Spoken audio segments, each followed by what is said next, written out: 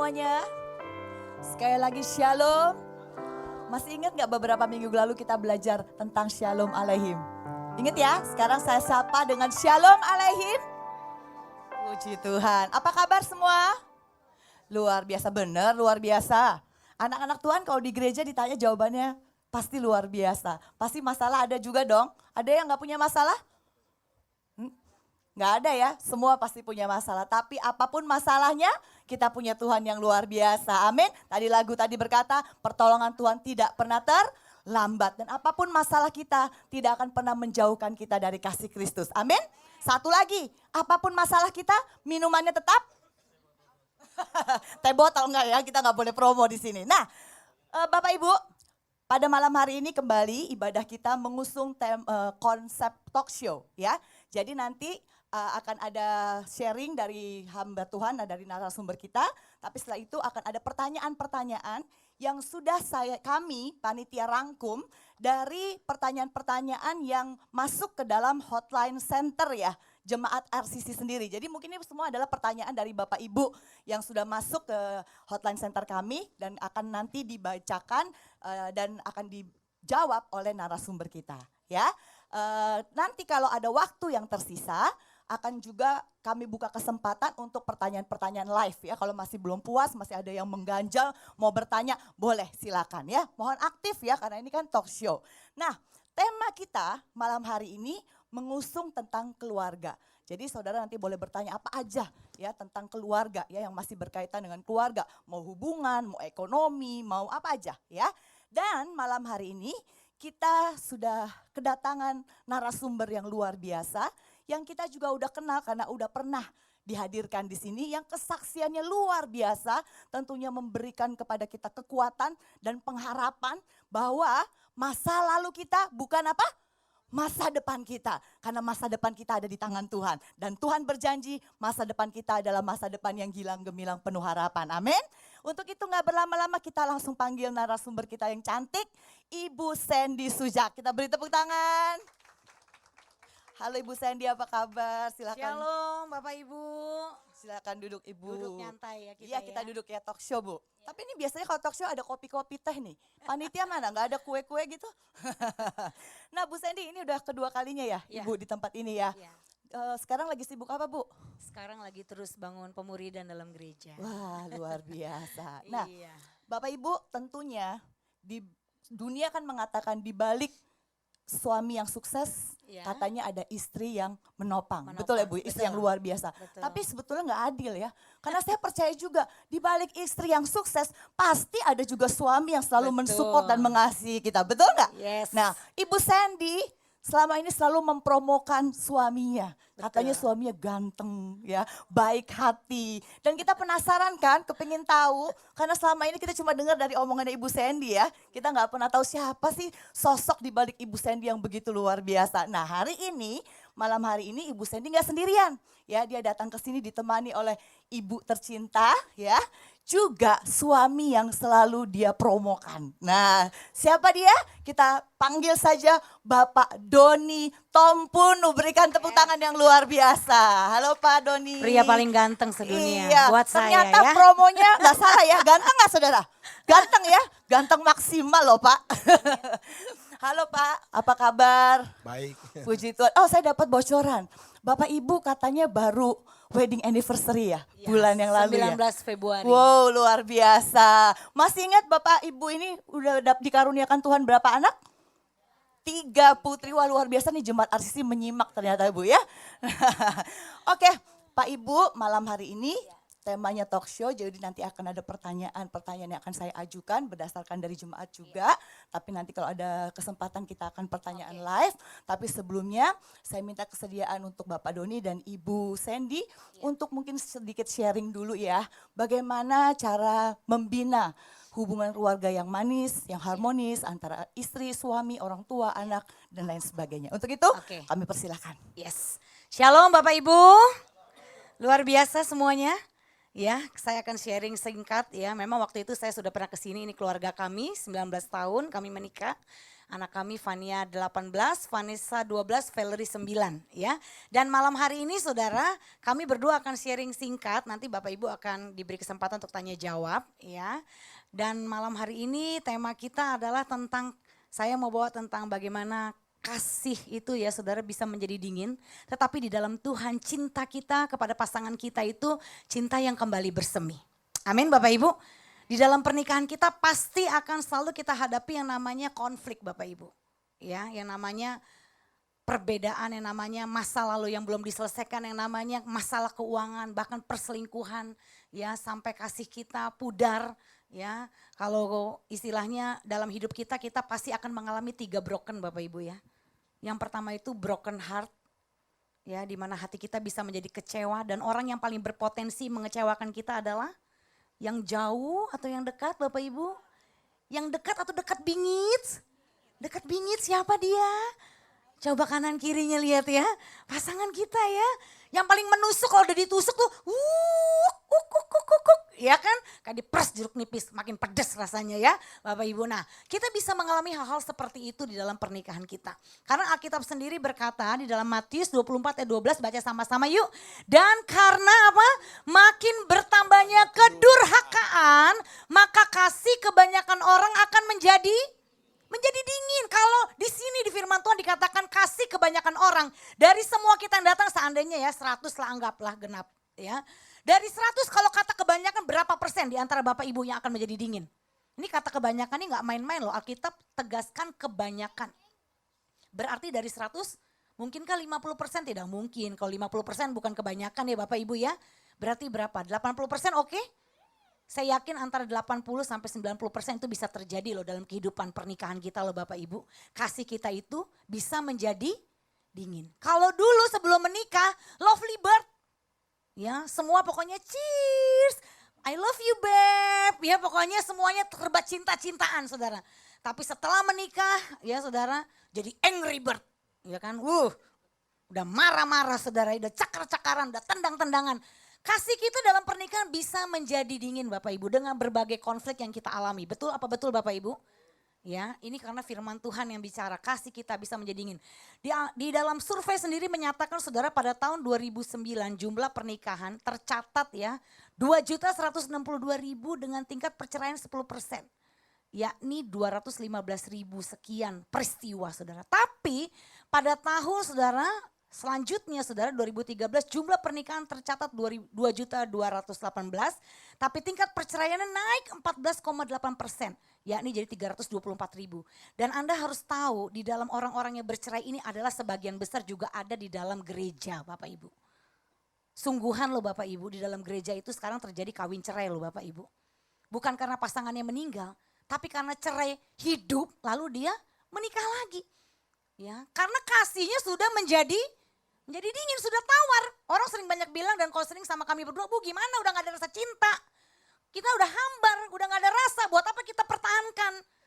Ya mereka udah coba lah demi anak lah formalitas dan sebagainya akhirnya menyerah juga dan akhirnya berujung pada perceraian saudara. Bahkan yang kami bina pun di dalam gereja lokal kami baru menikah saudara baru sehari. Besok udah mau pisah saudara baru sehari saudara.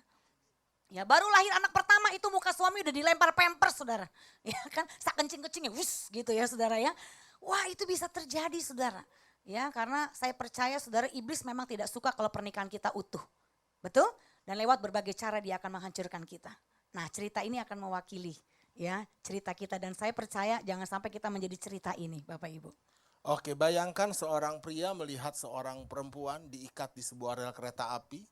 Dan dia segera bertindak dengan cepat menyelamatkan, bisa bantu lost control? Ya, menyelamatkan wanita itu puji Tuhan tepat waktu ya. Dan akhirnya mereka bertemu, dating, pacaran, cinta kembali bersemi di sana. Lalu mereka menikah, tapi yang namanya pernikahan tidak lepas dari yang namanya konflik, betul? Akhirnya sang pria menyesal ya. Kalau tahu gitu ya saya balikin aja lagi. Ya itu yang terjadi saudara ya. Ingat baik-baik tidak ada pernikahan tanpa konflik. Yang sudah nikah katakan Setuju?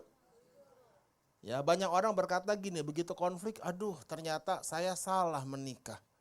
Saya nggak jodoh. Itu cara pola berpikir yang salah. Saya sama istri ini, saya yakin banget ini jodoh saya.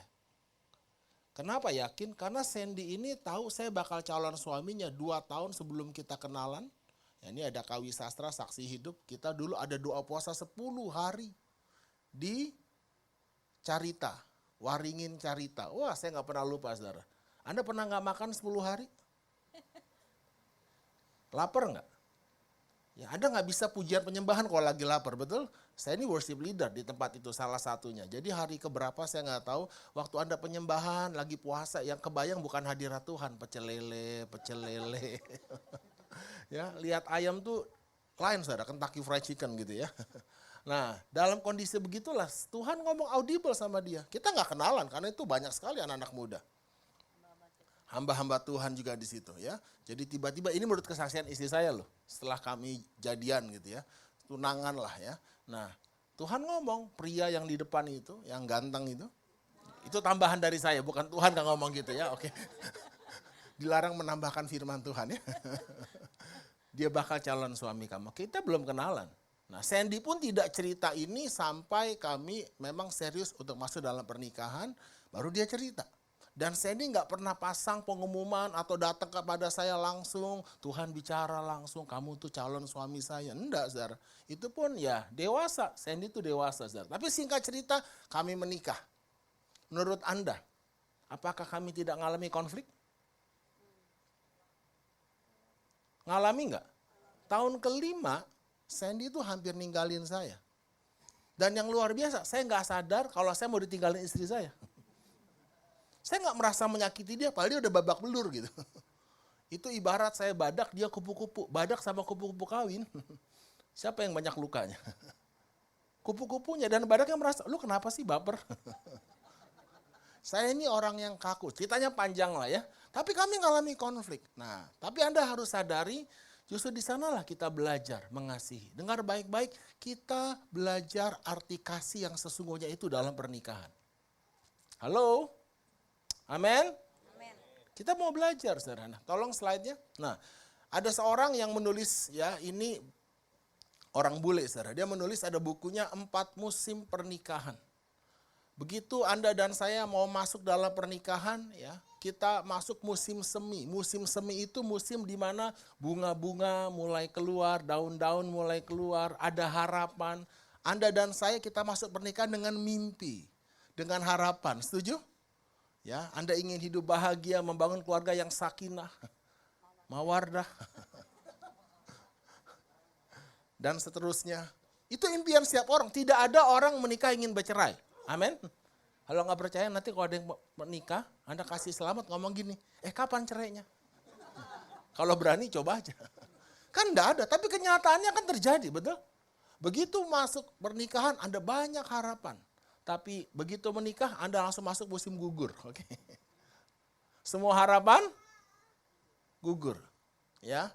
Kok ternyata orang yang saya nikahi berubah? Setuju? Ya, welcome to the jungle. Masa promosi habis. Semua pasangan itu sempurna sebelum dinikahi, oke? Setelah dinikahi, itu aslinya keluar, saudara. Karena masa promosinya habis. Lalu Anda masuk musim gugur, ada mulai masuk benih-benih kekecewaan. Halo?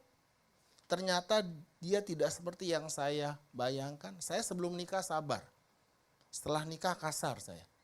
Saya bisa sabar sama jemaat. Oh, sama jemaat saya sabar banget. Bahkan kalau saya lagi nyetir, mobil saya jalannya diambil. Saya mau marah, tapi saya cuma pikir satu. Kalau daerah sini ya, jangan-jangan jemaat RCC. Ya, kan Anda udah kenal saya nggak kenal Anda gitu kan. Langsung emosi saya bisa turun tuh. Tapi kalau sama istri sendiri, rada blong. Anda sama customer sabar kan? Customer komplain, tetap bisa senyum. Coba kalau istri komplain. Selesai tuh. Ya, nah itu masuk musim gugur. Ada mulai luka masuk. Akhirnya kalau Anda dan saya tidak hati-hati, Anda dan saya akan masuk musim dingin. Nah kalau di musim dingin orang bajunya tebal atau tipis? Tebal, mulai saling menutup diri. ada ganjelan, nggak mau cerita, nanti dia marah, takut. Anda mulai nutup diri, saudara. Lalu handphone mulai pakai password. Ya, kita nggak pernah ngomongnya pun dingin.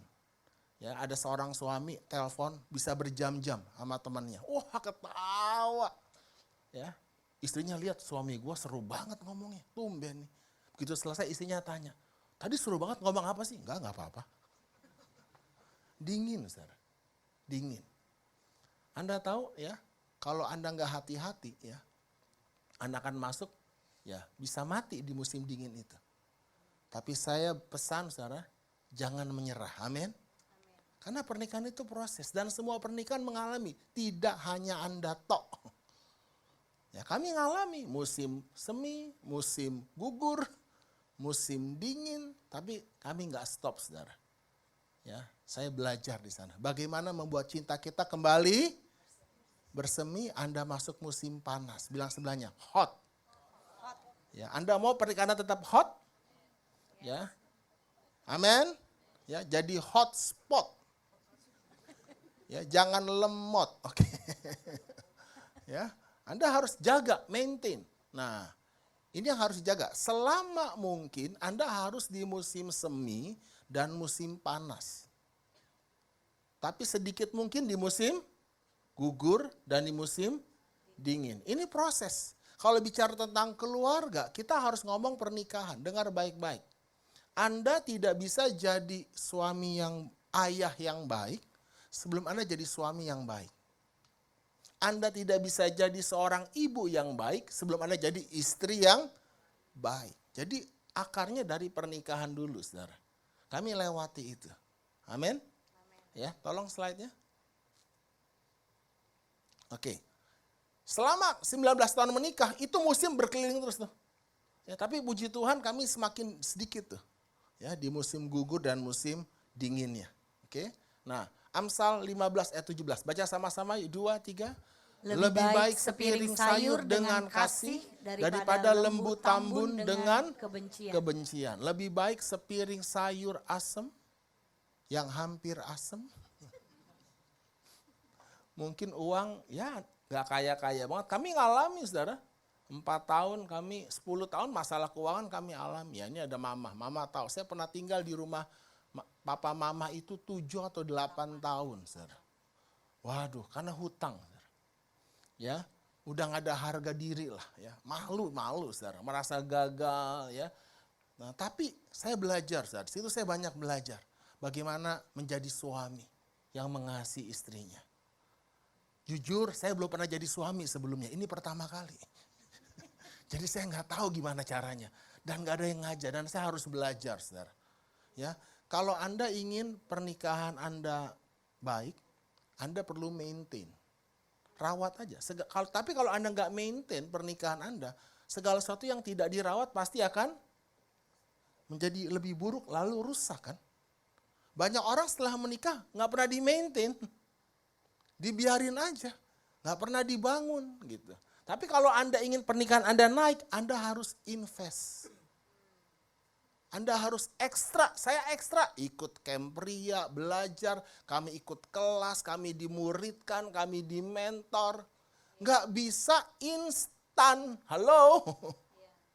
Apapun masalah Anda hari ini, jangan berharap masalah Anda cepat selesai, karena masalah itu adalah apa yang akibat dari apa yang Anda tabur di hari-hari yang lalu, itu tahunan, saudara. Jadi Anda harus sabar. Amin. Ya, saya 19 tahun menikah. Nanti Anda tanya istri saya lah, baru 3 tahun yang lalu saya mulai menghargai saya. Ya, dia ngalami terobosan, tapi saya tabur kasih terus. Ya, Anda pasti menuai apa yang Anda tabur. Asal Anda jangan menjadi lemah. Oke, tolong slide-nya cepat. Ya, saya mau ke sini, saudara. Ya. Daripada lembu tambun dengan kebencian. Anda mau keuangan. Jadi kenapa sih cerai? Aduh, masalah keuangan. Bukan masalah keuangan. Kasih kamu udah dingin. Kenapa dingin? Nggak pernah di-maintain. Boro-boro invest, maintain aja enggak. Anda harus belajar, ya. Nah, apakah anak Anda masih melihat adanya kemesraan dalam pernikahan Anda? Itu pertanyaan pentingnya. Dan alasan banyak orang gini, saudara. Aduh, Saya kan nggak biasa mesra karena saya dari dulu memang kaku. Iya, kalau marah kok nggak kaku ya? Harusnya yang lebih diekspresikan kasih atau kemarahan. Kasih, bukan dinginnya itu loh. Saya dari keluarga cool, tahu cool? Cool. Papi mami saya ini Cina Toto. Orang Chinese asli. Nama saya Doni Frankie Tompunu. Tompunu itu marga Manado tapi pemberian. Asli saya orang Chinese, saudara. Jadi nggak ada tuh, saya nggak pernah lihat papi mami saya pelukan. Nah, Sandy ini Manado Jawa. Orang Manado, halo orang Manado. Gimana orang Manado? Hangat, seru ya. Saya tuh baru hari ini belajar ketemu. Hai, senyum. Dulu saya tuh, waduh, cool banget. Serius, saudara. Saya tuh, saya mulai belajar. Bilang, I love you. Saya panggil dia, ini kan saya nggak pernah panggil dia mami, atau saya nggak pernah panggil saya papi. Haram, saudara. Anda nggak boleh nikahi mami papi Anda, oke? Mami papi itu panggilan komunikasi orang tua dengan anak, anak dengan orang tua. Ya, jadi Fania, anak kamu, mami mana? Atau Valerie, papi di mana? Tapi kalau saya panggil istri saya nggak pernah panggil dia mami. Geli kan nikah sama mami. Panggilnya apa? Terserah. Saya panggil dia apa? Sayangku, cintaku. Saya panggil gitu di telepon. Halo sayangku, sedang apa? Yang dengar langsung, hihihi. Saya juga dulu gitu, Zara. Saya nggak pernah panggil. Begitu saya panggil sayangku, itu rada geli memang. Dia juga aneh, ini suami gue kenapa sih? Tapi kami harus bangun, setuju? Kehangatan, kemesraan itu harus dibangun, perlu usaha, saudara. Amin. Nah, tolong slide. Nah, saya rindu anak kami melihat kemesraan itu dalam pernikahan, bukan di drama Korea atau film-film Indonesia. Dilan 91, jangan kangen, berat, aku aja. Tapi setelah nikah, nah itu kan gak dipertahankan. Ya kenapa dulu misalnya Anda jatuh cinta sama pasangan Anda, karena pasangan Anda invest, betul gak? Setelah nikah gak invest lagi, udah tinggal tunggu balik modal kan gak bisa, saudara. Ya, itu impian kami, saudara. Nah, kami bangun salah satunya adalah kebiasaan untuk kami saling bertatap wajah. Sampai hari ini, ya mama jadi saksi hidup lah. Saya tuh kalau bangun pagi, saudara, istri saya keluar kamar, saya udah liatin. Saya liatin, saya tatap dia, dan saya menikmati. Aduh, cantik banget gitu loh. Itu ucapan syukur. Nah, banyak, saya nggak tahu, Anda nabur apa gitu. Anda lihat pasangan Anda, lu lagi. Anda ngomong apa? Itu atmosfer mesti dibangun. Memang nggak biasa awalnya. Ya, nanti ada terapinya. Ini semua bicara soal terapi, saudara. Ya. Nah, satu kali ya kami kebiasaan. Kami lagi nunggu di anak kami sekolah di Heritage. Jadi itu kalau Anda tahu Beleza itu kan ada kafe. Kami suka nunggu di situ, minum kelapa satu berdua. Ya, lalu kami suka saling pandang-pandangan. Nah, tanpa kami sadar difoto sama anak kami. Lalu dia upload di Instagramnya dia. Nah, dia tulis seperti ini ya. Sometimes I look up to celebrity couples and thought that they are my relationship goal. Kadang saya melihat pasangan-pasangan selebritis dan berpikir bahwa mereka adalah contoh ya, hubungan yang harusnya saya capai. But then I see my parents. Kemudian saya melihat orang tua saya and realize dan sadar that they are my true relationship goals. Bahwa waktu saya lihat orang tua saya, itulah goal yang sesungguhnya. Mengapa? Why? Because I don't only know, I have seen their journey together. Saya bukan hanya tahu, saya melihat perjalanan mereka bersama-sama. Going through hard and tough time. Lewati masa yang sukar dan sulit. Tetapi itu tidak membuat mereka berpisah. Malah itu memperkuat hubungan mereka. I see God's love. Aku melihat kasih Allah. And one day, satu hari, I want a guy to look at me. Aku ingin seorang pria melihat aku seperti ayahku melihat ibuku. With love, pure love. Gak ada tepuk tangan? Buat kami ini, kami menuai. Karena gini saudara, waktu kita bangun pernikahan kita, kemesraan itu, kita sedang membangun pernikahan anak-anak kita. Kita lebih konsen mempersiapkan masa depan, keuangan, bisnis, karir anak kita. Tapi begini loh Bapak Ibu, oke lah anak kita sukses secara bisnis, karir, mungkin pelayanan. Tapi kalau pernikahannya berantakan, ada artinya? Kita lupa mempersiapkan pernikahan mereka. Dari sejak bayi kami udah ngomong. Karena itu saudara, jangan biarkan kasih itu menjadi dingin. Biar kembali kita harus maintain, bahkan kita mesti invest ya. Malam ini Anda datang ini investasi loh. Ya, pasangan ini ya, saya kenal Huda sama Wanda, gak sempat mandi langsung kemari ya. Saya tahu mereka lagi terus bertumbuh, tapi ini contoh yang baik. Mereka mau belajar, bangun, jatuh, bangun lagi, jatuh, jangan nyerah, amin. Satu hari Anda akan menuai. Nah saya mau tutup dengan video singkat berikut ini. Ya, bagaimana cinta itu kembali bersemi. Ya, ini pasangan yang sudah mau bercerai, suaminya sudah kasih surat cerai, tapi istrinya bilang begini, oke, aku ada satu syarat, kamu boleh menceraikan aku setelah, nanti kita lihat berikut ini. Bisa lampunya dimatikan.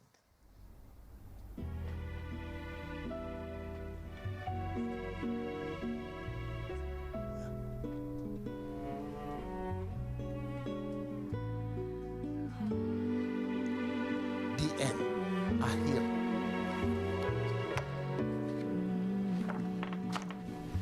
Surat cerai. Oke.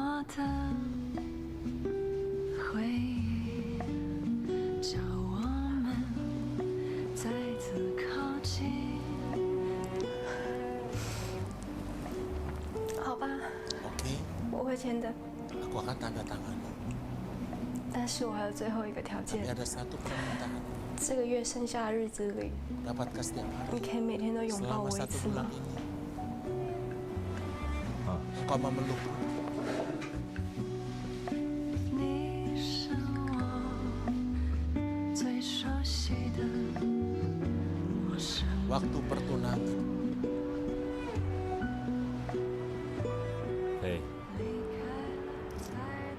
你还记得在这个地方向我求婚 Ingatkah 吗？ kamu? Kamu melamarku di tempat ini. 你跪下来， Kamu berlutut 然后给了我这个。 dan memberikanku cincin ini.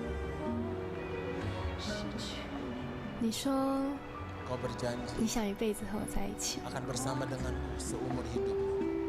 眼神会看到抱抱我。 Tolong peluk aku.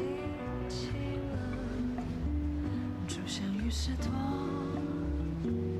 美丽。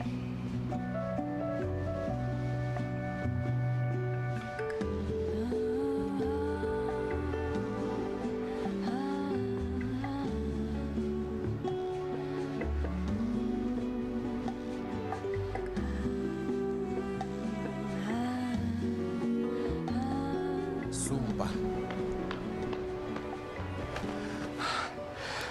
对不起， Maaf, 这里是你第一次说我爱你的地方。 di tempat ini pertama kali kau berkata aku mencintai.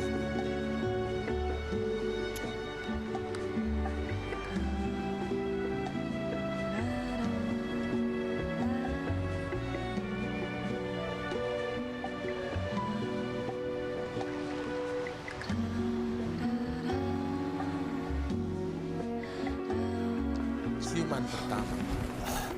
对不起，对不起，我知道了。 Sorry aku terlambat. 我们来过这里， Kita 对 kesini 吧？ untuk pacaran 真 bukan? 的记得吗？ Kamu sungguh ingat? 是你第一次吻我的地方。 Inilah tempat pertama kali kau menciumku. 甜蜜是苦涩的情海，以为开始就是永远。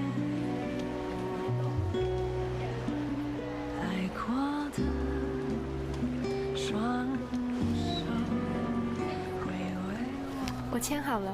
Aku sudah tanda tangan.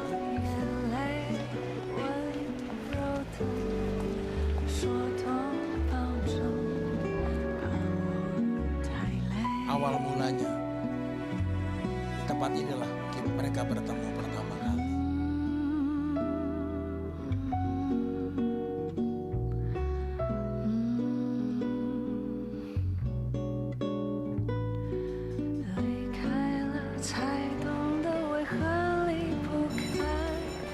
Hei,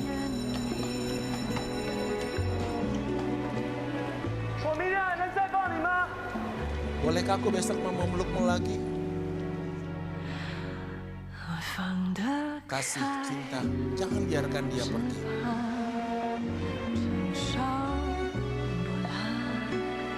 3 juta pasangan bercerai di Cina setiap tahun. Dan hampir 100 ribu kembali dipulihkan pernikahannya.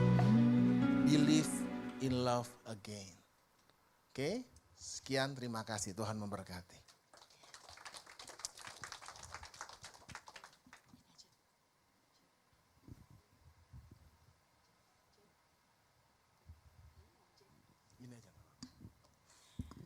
Amin. Saudara diberkati, luar biasa ya. Bukan cuman yang video tadi Pak, sekarang lagi juga marak video di WA ya, atau foto, mungkin saudara pernah dikirim. Di suatu negara bagian Afrika, sekarang kalau mau bercerai, itu pemerintahnya mewajibkan mereka harus pakai pakaian pernikahan. Jadi ternyata hampir sebagian besar nggak jadi bercerai. Karena mereka harus pakai pakaian pernikahan untuk mengingat kembali masa-masa manis mereka dulu ya. Dan itu ternyata luar biasa ya. Puji Tuhan. Nah, sekarang kita akan masuk segmen pertanyaan. Tadinya saya mau mulai pertanyaan yang seru-seru dulu, lucu-lucu dulu. Tapi karena ini berkaitan dengan video barusan, jadi kayaknya pertanyaan yang berat dulu aja deh Pak ya. Biar sekalian gitu ya. Ini ada pertanyaan yang masuk ke kita. Nanya begini, suami saya itu sudah hidup dengan wanita lain Pak. Lalu mereka ini diambang perceraian. Apa yang harus wanita ini lakukan gitu? Cek, mungkin saya bisa menjawab karena ini di sini ada mama saya langsung ya. Mama mungkin bisa berdiri mama. Ya ini mama saya, Ibu Wanda Sujak. Mungkin kalau ada yang tahu papa saya Bapak Roni Sujak, yang saya pernah sampaikan juga bagaimana background keluarga kami. Papa saya itu meninggalkan mama saya pada waktu saya masih usia 3 ke 4 tahun. Dan memang perselingkuhan itu akhirnya sampai membuahkan 1 anak. Ya, mama saya sempat mau merawat anak itu tapi ibunya tidak mau. Dan akhirnya anak itu dibawa ibunya, itu dengan wanita yang lain. Ya, dengan wanita yang lain lagi, seorang janda papa saya akhirnya tinggal sampai kurang lebih 10 tahun tinggal dengan wanita itu. Nah, berhubungan dengan pertanyaan tadi, bagaimana ketika memang pada saat itu pun baik dari papa dan mama saya memang tergoda untuk punya pikiran untuk bercerai. Karena si wanita itu juga menuntut papa saya juga harus menceraikan mama saya gitu ya, karena ingin memiliki seutuhnya.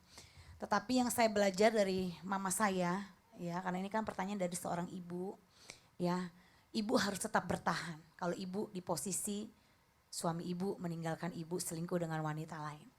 Ya, tetap pegang janji Tuhan karena yang saya lihat dari mama saya, kenapa pernikahan papa mama saya akhirnya bisa pulih. Walaupun setelah total ya dengan 10 tahun tuh resmi tinggal, 3 tahun tuh pulang pergi. Jadi total 13 ke 14 tahun proses dalam persoalan hidup ya, suami istri tidak menyatu, berpisah. Tapi ketika mama saya pegang teguh janji Tuhan dan tetap hidup takut akan Tuhan, mama saya setia, pegang sumpah pernikahan bahwa itu pernikahan itu sekali seumur hidup. Tidak ada yang dapat memisahkan kecuali satu maut. Apa yang sudah dipersatukan Tuhan tidak boleh diceraikan manusia. Amin. Jadi mama saya tetap berprinsip tidak mau bercerai. Ya, dan tetap mau mempertahankan pernikahan dan puji Tuhan. Walaupun prosesnya panjang, total hampir 14 tahun. Tapi akhirnya pernikahan papa mama saya dipulihkan Tuhan. Puji Tuhan, Tuhan itu luar biasa. Ya, jadi tetap berprinsip pegang ya, sumpah pernikahan. Walaupun mungkin suaminya tidak pernah memberi nafkah lagi ya Bu ya.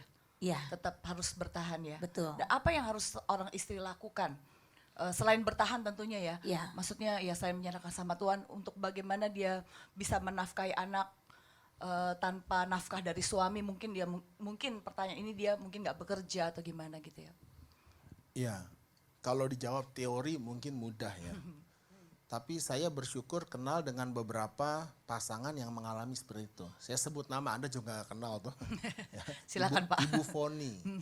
Ya, mereka juga kami sempat ada pemuridan ya.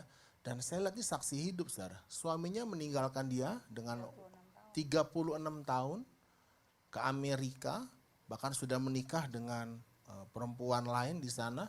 Tapi Bu Foni ini benar-benar ya dia memutuskan bahwa dia mau setia berpegang pada janji Tuhan ya. Dia punya 3 anak, dia nggak punya kemampuan, sama sekali nggak punya skill. Tapi Anda harus percaya Tuhan itu hidup. Dan Tuhan itu menghargai orang yang berpegang pada sumpah walaupun rugi. Dunia akan berkata, lu gila, Bodoh ya. bodoh. Tapi firman Tuhan berkata dengan jelas, dunia ini sedang lenyap dengan keinginannya. Tetapi orang yang melakukan keinginannya Tuhan, kehendaknya Tuhan, tetap hidup selama-lamanya. Inilah yang mengalahkan dunia, iman kita, bukan akal pikiran kita. Masalahnya gini, Anda punya iman enggak? Jadi masalahnya bukan yang di luar Anda dulu nih. Jangan bagaimana dulu, waktu Anda memutuskan Tuhan, aku mau berpegang pada janjimu, pada kebenaran firmanmu. Nah Bu Foni ini lakukan itu. Dan caranya Tuhan memang nggak langsung ces ya. Kita kan sebenarnya ingin gampang saudara ya. Ya tapi saya lihat Bu Foni ini emang ceritanya panjang. Tapi intinya gini, dari nggak ngerti cetak mencetak, dia film juga nggak tahu, dia dapat order, akhirnya singkat cerita sekarang dia punya usaha merchandise, ya cetak percetakan, dia nggak punya mesin ya, dia hanya jadi istilahnya apa ya, perantaranya aja, orang lain yang cetak, dia banyak proyek-proyek besar, bahkan sampai dia bisa beli rumah, ruko, ya akhirnya suaminya kembali. Ya, dan sampai hari ini gitu. Ya, dan saya benar-benar melihat dia bilang waktu satu titik gini ya, dia saksikan waktu kami di mobil bicara satu peristiwa gini. Satu titik karena dia kan ibu rumah tangga atau apa-apa. Dia hanya proyek lempar, ternyata yang buat hasil produknya ini itu acara skala nasional, hasilnya nggak memuaskan. Ya, yang nggak usah sebut merek kali ya. Perusahaan otomotif paling besar lah di Indonesia.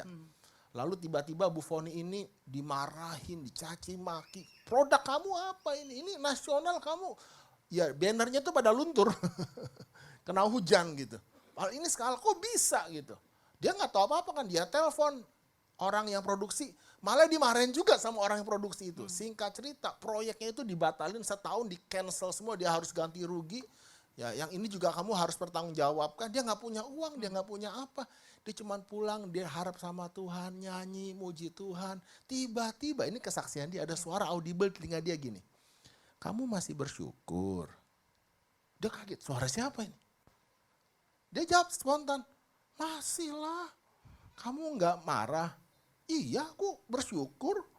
Benar. Dia malah nyanyi memuji Tuhan. Kan jelaskan orang yang melakukan kehendak Allah tetap hidup selama-lamanya. Pernikahannya tetap hidup. Anak cucunya tetap hidup. Apa yang terjadi besoknya itu Tuhan rubah. Justru yang marah-marahin malah minta maaf. Dia pihak pabrik yang produksi mau ganti dan ternyata nggak jadi dibatalin. Nah justru disitulah, di saat aku lemah, pembelaan Tuhan itu nyata. Amen. Orang yang berpegang pada sumpah, walaupun rugi, ia tidak akan dibiarkan goyah selama-lamanya. Tuhan menghargai, apalagi pernikahan itu sumpah loh, bukan kontrak. Bukan sekedar janji yang bisa dibatalkan, itu covenant. Istilah itu gameo. Jadi satu, saudara. Udah nggak bisa dipisahkan, udah melebur gitu. Nah, tinggal kembali, saudara ya, pengertian Anda bagaimana. Makanya saran saya nggak terlalu mudah memberkati pernikahan. Dan khotbah dalam pernikahan itu nggak boleh bercanda. Karena itu perjanjian darah, mati dan hidup. Jangan cengengesan khotbah pernikahan, harus galak, harus tegas. Kamu sadar nggak apa yang kamu ucapkan itu? Ini sumpah loh. Jadi jangan main-main. Amin. Nah, hargai covenant, sumpah pernikahan. Amin. Saya harap yang bertanya ini mendapatkan jawabannya ya. Dan ini juga buat kita semua. Oke, untuk pertanyaan berikutnya Pak. Nah ini kayaknya kita tinggalin yang sedih-sedih, galau-galau. Ini lucu nih Pak pertanyaannya. Kayaknya ini dari seorang suami, pastilah ya. Dia tanya gini, gimana menghadapi istri yang jutek? Gimana nih Pak, menghadapi istri yang jutek, pemarah katanya? Ya, saya, oke kan karena ini hanya pertanyaan itu hanya yang di luar kan. Kenapa dia jutek? Apakah sebelum menikah jutek? Kalau udah tahu jutek lu nikahin juga. It's your choice gitu kan. Sebab akibat ya Pak ya? Iya kan? Ya kenapa Anda protes? Tapi kalau sebelumnya mungkin tidak jutek lalu setelah menikah jutek. Nah saya belajar makanya ya. Belajar, saya punya satu workshop ya, judulnya Suami Idaman. Bukan pria idaman. Kalau pria idaman tuh playboy, oke. Ini suami idaman. Ya, pria tuh harus belajar bagaimana membuat istri Anda jatuh cinta lagi, oke. Artinya gini saudara ya, lebih mudah mana membuat seorang wanita jatuh cinta sebelum jadi istri atau sesudah jadi istri? Yang pria jawab. Kenapa? Anda bisa kadalin, oke. Tapi setelah jadi istri, Susah. nah ini kan makanya Papa almarhum tulis buku. Dan statementnya bagus ya. Mungkin Kawi Sastra tahu ya.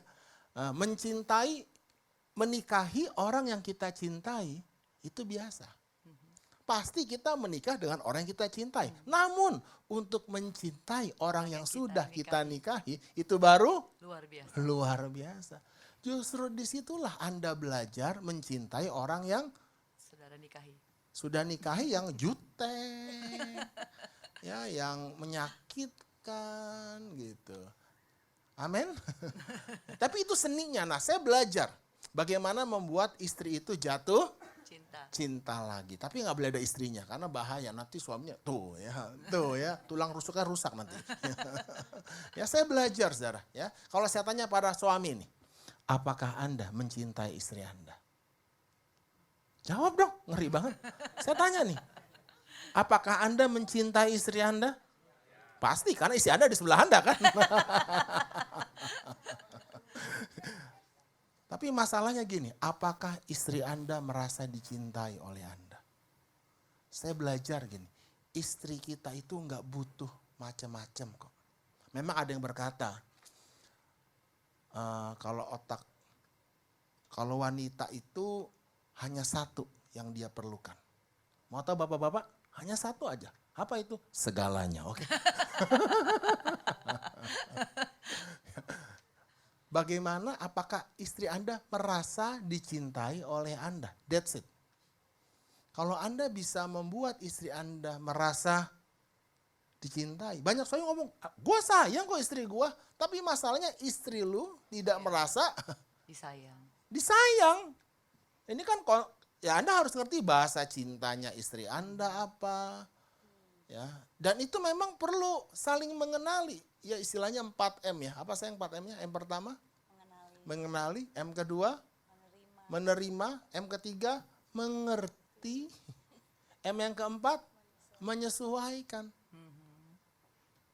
Amin? 4M, bukan 3M. Kalau 3M merek. Ya. Jadi ini pernikahan. Makanya musim itu lebih cepat lewat. Kenapa? Saya tuh belajar mengenali. Saya ini punya perbedaan. Buat contoh konkret dulu, contoh simpel aja ya. Soal makan aja. Saya ini, papa mama saya pendeta. Dari awal waktu saya lahir sudah pendeta. Saya dididik makan apa yang ada. Jadi buat saya makan itu tidak sesuatu yang disembah, dipuja, dicari. Buat saya semua makanan sama. Tapi buat istri saya dan keluarga tradisi, yang namanya makanan itu nggak sembarangan. Mie itu nggak bisa sembarangan, ya. Jadi konflik contoh ya, waktu kita pelayanan, saya ingat sekali di Melbourne. Melbourne keren loh kotanya. Ya, kita udah 2 kali diundang ke sana pelayanan. Wah, kita senang. Yang kedua nih, yang pertama kita diajak makan lidah sapi. Apa namanya saya lupa lah. Buat saya ya enak-enak tapi so what gitu. Ya, pulang kan. Lalu 2 kali kami diundang di kota yang sama, Melbourne. Ini siang hari nih, lagi ada acara pacuan kuda atau gimana gitu ya. Itu acara nasional mereka, liburan. Waduh, saya udah lapar. Dia bersikeras, pokoknya nggak makan kecuali lidah situ. Di mana tempatnya? Kita dilepas sama yang undang kita. Bapak jalan aja sendiri, nanti janjian di sini. Saya udah lupa, dia nggak lupa, dia cari geng to geng. Ya, saya tuh udah nunggu, sabar, gitu kan. Ini pelayanan loh. Ya di tempat yang indah pun bisa konflik kan. Nah, hal-hal yang kayak gitu. Tapi saya harus belajar apa? Mengenali, itulah Istri saya. lalu yang kedua apa? Menerima, jangan menuntut.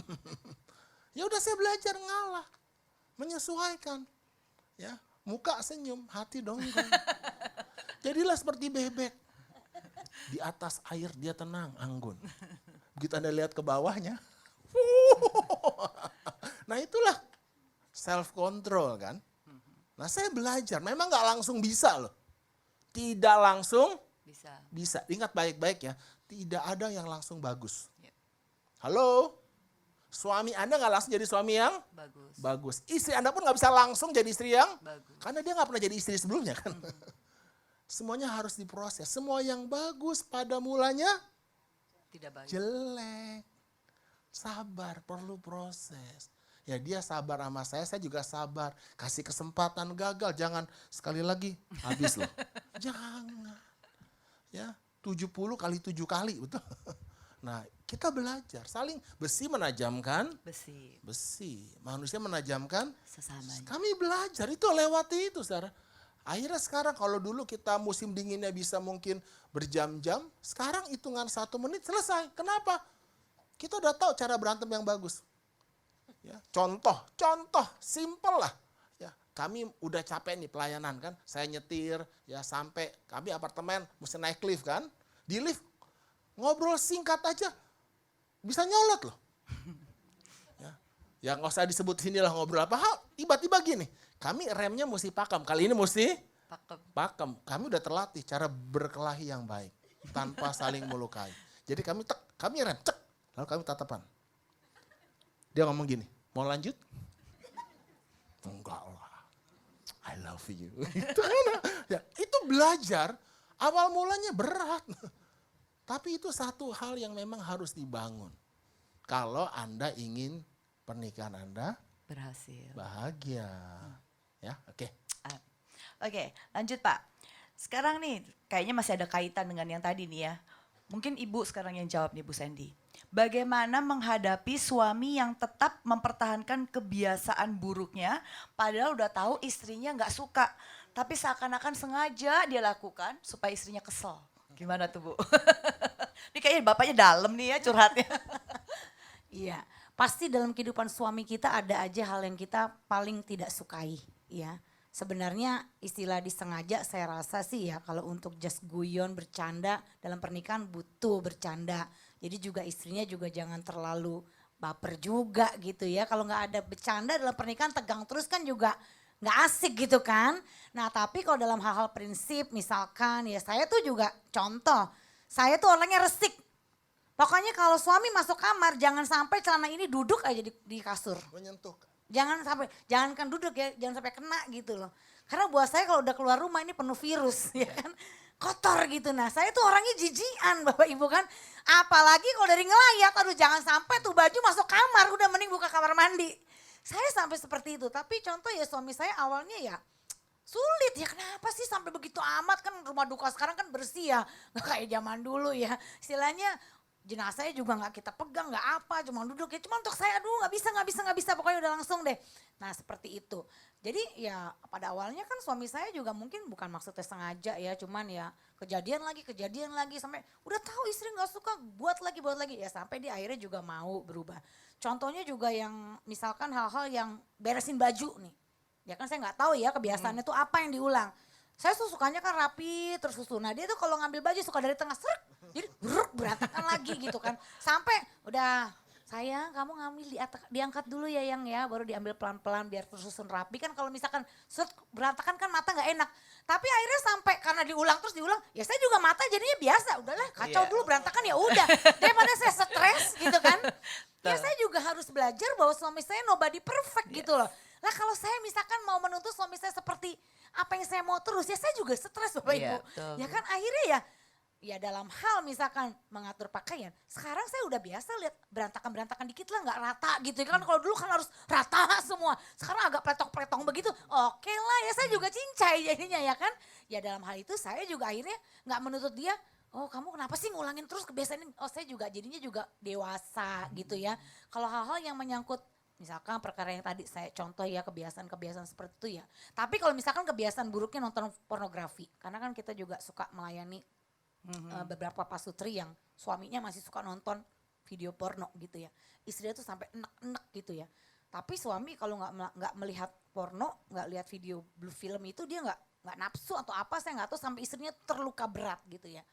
Ya itu udah di konseling, udah apa, tapi prakteknya di rumah keulang lagi itu kan kebiasaan yang buruk yang istrinya nggak suka tapi suaminya lakukan terus. Nah kalau faktornya udah menyangkut hal moral ya, yang sifatnya itu memang kita tahu itu dosa ya, kita memang sebenarnya juga memang harus bantu suami kita ya.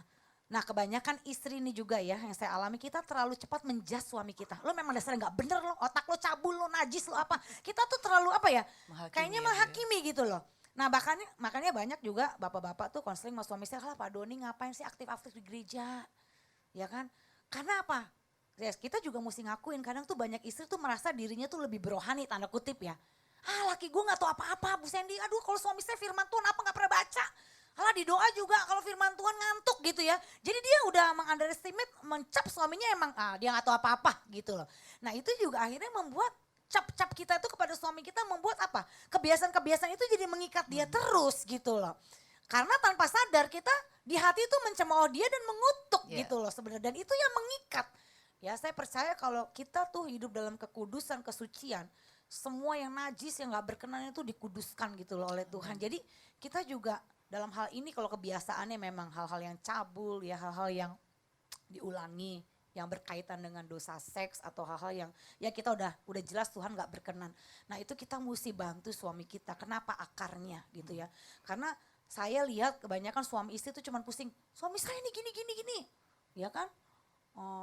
Apa nonton porno ini, istri saya nih gini, belanja terus, cerewet. Nah, itu semua kan hanya yang di luar. Kebiasaan buruk yang Bapak Ibu nilai tidak baik terhadap pasangan Bapak Ibu, itu kan cuma buah, betul gak Bapak Ibu?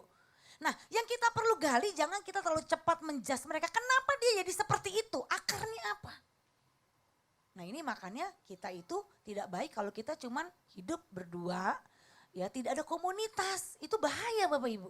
Makanya di gereja itu kan penting sekali ada pembinaan, ada cool ya, itu kan komunitas. Supaya apa, kita ada tempat pengayoman gitu loh. Jadi di dalam wadah kita juga butuh komunitas yang sehat ya, di mana kita bisa membangun hubungan pernikahan kita juga ada mentor-mentor rohani. Karena kalau dalam menghandle kebiasaan buruk yang kalau udah berkaitan dengan dosa, itu kan harus dilayani, betul nggak? Mungkin si istri juga terbatas, gimana melayani suaminya? Kalau suaminya mau, kalau suaminya langsung ngajak perang ayo. Lu mau apa emang gue dari sononya begini? Ya kan? Lu kalau gak mau angkat kaki dari rumah. Mungkin ada yang mengalami seperti itu bahkan. Lah kan dia juga butuh dibantu. Jadi memang secara Tergantung ya Bu ya, case-nya ya, apa case-nya ya. itu seperti Ya. apa. Jadi selama case-nya tidak berhubungan dengan dosa, ya kita sebagai istri atau suami mencoba mentolerir ya Bu ya, menurunkan standar kita ya. Saya juga mengalami apa yang Bu Sandy alami soal sama suami saya ya. Saya juga kayak Bu Sandy, saya tuh resik, bersihan, jijian ya. Sedangkan suami saya berantakan ya, minta ampun. Tapi ya itu kalau saya ngikutin egonya saya, yang ada kita yang stres, ya enggak? Yang ada juga jadi berantem. Tapi waktu saya menurunkan standar saya, akhirnya ya udahlah, biar aja deh. Kayak contohnya dia suka buang anduk sembarangan gitu kan, lempar baju sembarangan, kaos kaki sembarangan. Awal-awal saya juga ngeliatnya aduh geli banget. Tapi lama-lama ya sudahlah, sekarang saya biarkan saja. Nanti kalau dia pergi lama-lama kita kangen juga ngeliat nggak ada yang berantakan loh, ya enggak? Ya, Iya. ada kesaksian tuh Bu, bener Betul. kan? kebiasaan suaminya ngorok. Dia Ah, waktu suaminya hidup kentut kesel sembarangan, banget iya. suaminya ngorok. Tapi suatu saat suaminya dipanggil Tuhan, wah dia nangisnya Iya. luar biasa. Kenapa kehilangan kebiasaan suaminya yang ngorok itu ya? Jadi selama memang masih kita bisa tolerir, turunkanlah standar tinggi kita ya untuk kebahagiaan kita bersama. Tapi kalau udah menyangkut dosa, seperti tadi Bu Sandy bilang, kita perlu minta bantuan ya. Kita perlu konseling mungkin ke hamba Tuhan atau ke senior-senior kita ya. Saya rasa cukup. Amin. Lanjut. Nah sekarang nih Pak dan Ibu, kan zamannya media sosial ya. Banyak bertebaran FB, Instagram, WhatsApp dan lain sebagainya. Nah pasangannya saya katanya ketemu dengan teman masa zaman sekolahnya. Mulailah menjalin hubungan. Mungkin ini CLBK Pak ya, cinta lama belum kelar. Dan mereka masih berhubungan walaupun dia nih gak suka. Apa yang harus dilakukan Pak? Karena istrinya nih atau suaminya tuh cemburu. Bagaimana cara menanggulangi suami atau istri yang mulai berhubungan intens dengan pasangan masa lalunya. Ngakunya sih katanya ya mungkin mantan pacar lah gitu ya. Tapi kembali berhubungan intens karena media sosial. Apa yang harus dilakukan? Nah, ini yang harus, ya makanya kesepakatan suami istri ya. Anda mau menikah berapa kali? Nggak ada yang jawab, ngeri loh. Sekali dong seumur hidup. Serius. Ya Anda harus sadar, Anda bisa jatuh cinta berapa kali? Berkali-kali. Ya, nah sekali lagi saudara, cinta itu ada dua. Ya, makanya gini, kita menikahi orang yang kita cintai itu biasa. Tapi untuk mencintai orang yang sudah kita nikahi itu baru Luar biasa. cinta yang luar biasa. Jadi cinta sebelum menikah dengan cinta sesudah menikah itu cinta yang berbeda kualitasnya. Cinta sebelum menikah itu disebut dopamin. Nah, cinta sesudah menikah itu disebut oksitosin. Kalau Anda baca buku National Geographic 2006, judulnya What is Love, ada seorang profesor yang namanya Helen Fisher, dia menulis artikel itu. Cinta adalah cairan kimiawi. Itu menarik buat saya baca. Ya, memang itu ada bahasa-bahasa yang saya nggak kuasai, tapi saya ambil simple aja. Ya, dopamin dan oksitosin. Dopamin ini cinta yang membara. Ya, jatuh cinta. Pura-pura nggak tahu nih. Anda rasanya ku kan terbang, nyangkut di awan. Betul? I believe I can fly. I believe I can touch the sky. Anda sampai rasa kalau pegangan tangan itu rasa ada Getaran. setrum, getaran. Itu dopamin, saudara. Dan dopamin itu menurut Helen Fisher, cinta yang membara istilah dia, pasti berakhir. Paling lama 5 tahun. Itu kalau memang mungkin cinta pertama. Kalau udah playboy cap kampak, gonta-ganti pacar, mana di mana, tulang rusuk saya ada. Anda tahu kalau yang suka ditempel itu apa? Namanya tuh kalau pesan itu message yang warna kuning itu. Post-it. Post-it ya.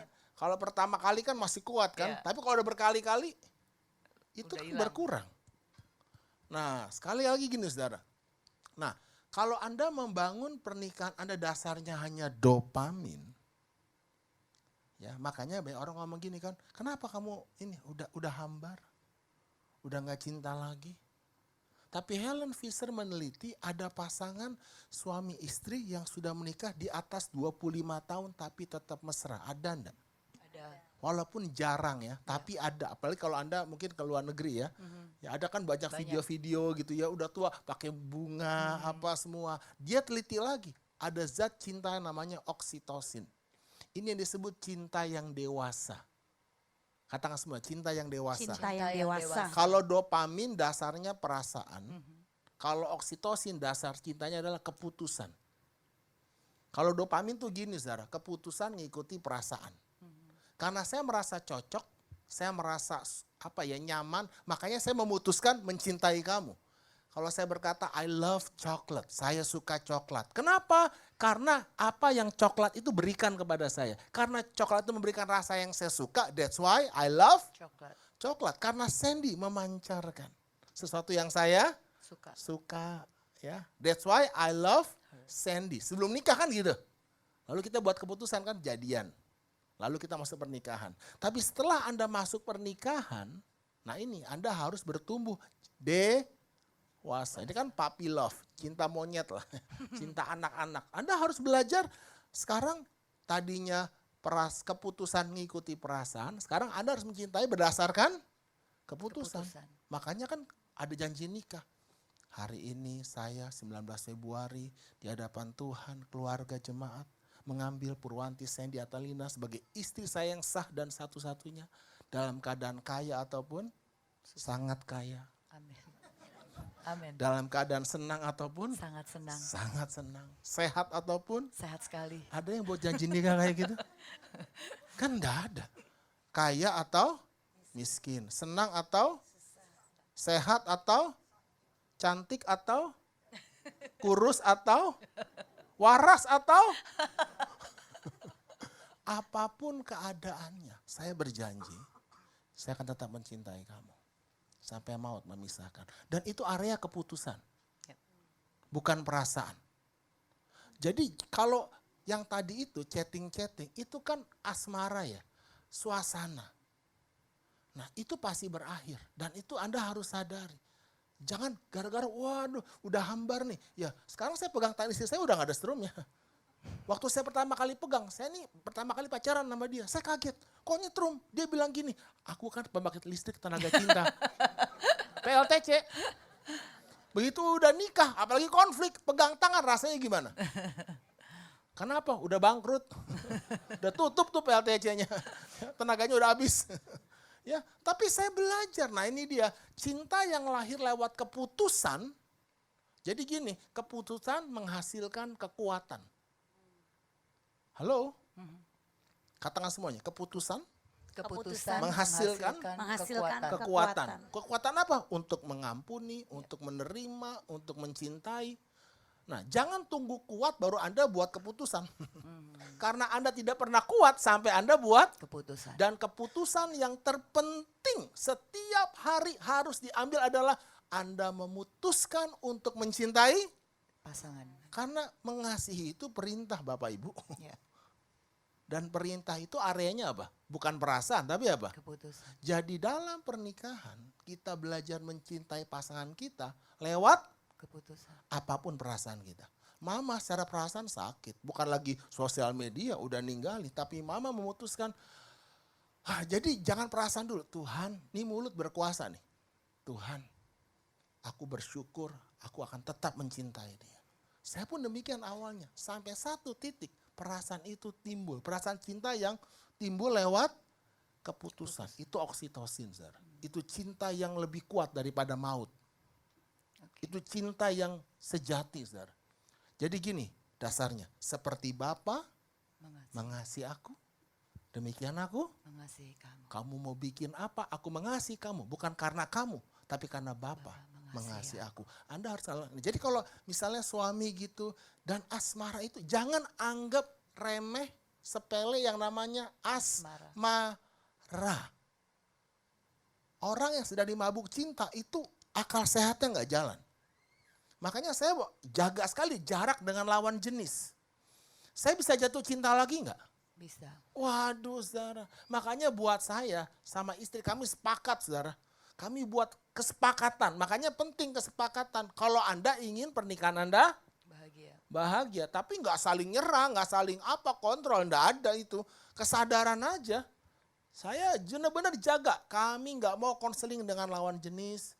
Di sosial media Sandy, di Facebook tuh banyak laki-laki yang say hello, minta konseling, nggak dijawab. Who cares gitu ya? Jangan sok kuat. Saya pun demikian. Saya pernah antar satu anak remaja di gereja kami, saudara. Berduaan. Wah, dia protes. Ya saya jangan merasa kuat juga, bersyukur kok. Ya kalau ya Tuhan jaga saya. Belajarlah di Billy Graham. Tapi maksud saya gini, kenapa? Bagaimana sikap kita terhadap pasangan kita yang seperti itu? Ya mungkin pasangan kita belum mengerti kan. Ya kenapa dia berbuat itu? Makanya penting sekali suami istri ikut acara kayak begini. Dan kamu akan mengetahui kebenaran. Dan kebenaran itu akan memerdekakan kamu. Makanya perlu dimuridkan, perlu diajar kan. Pergilah jadikan semua bangsa Muridku. lalu ajarlah mereka. Nah banyak orang kan yang penting kok nggak perlu diajar-ajar lah berubah. Ya nggak bisa. saya juga belajar. Oh ada dopamin, oh ada oksitosin. Oh Memang bahaya sih ya. Kalau Bahaya. sampai kita buka celah ke area, ya apalagi reuni gitu ya semuanya, Gini Pak, Bu, chatting ya. sebatas apa sih yang bisa ditolerir? Misalkan berhubungan dengan lawan jenis gitu ya, karena tadi kan bertebaran media sosial. Apakah boleh telepon-teleponan, cuma sebatas telepon-teleponan dengan lawan jenis, walaupun istrinya nggak suka, harusnya menurut Bapak Ibu gimana? Ya, Tapi gini, suami kan pembelaan diri ya, orang cuma telepon-teleponan aja, lu aja yang baper. Kan biasanya kan suami mungkin atau istri mungkin jarang kali ya, tapi suami mungkin bilang begitu ya, kamu aja yang baper, saya kan nggak ada perasaan apa-apa, cuma telepon-teleponan aja, pergi makan siang. Nah itu batasannya apa itu Pak? Kayak gitu. mulanya. Biasa saja. Jadi gini, pria dan wanita itu seperti magnet. Yang belum konslet ya. Yang normal nih, seperti magnet, punya daya tarik.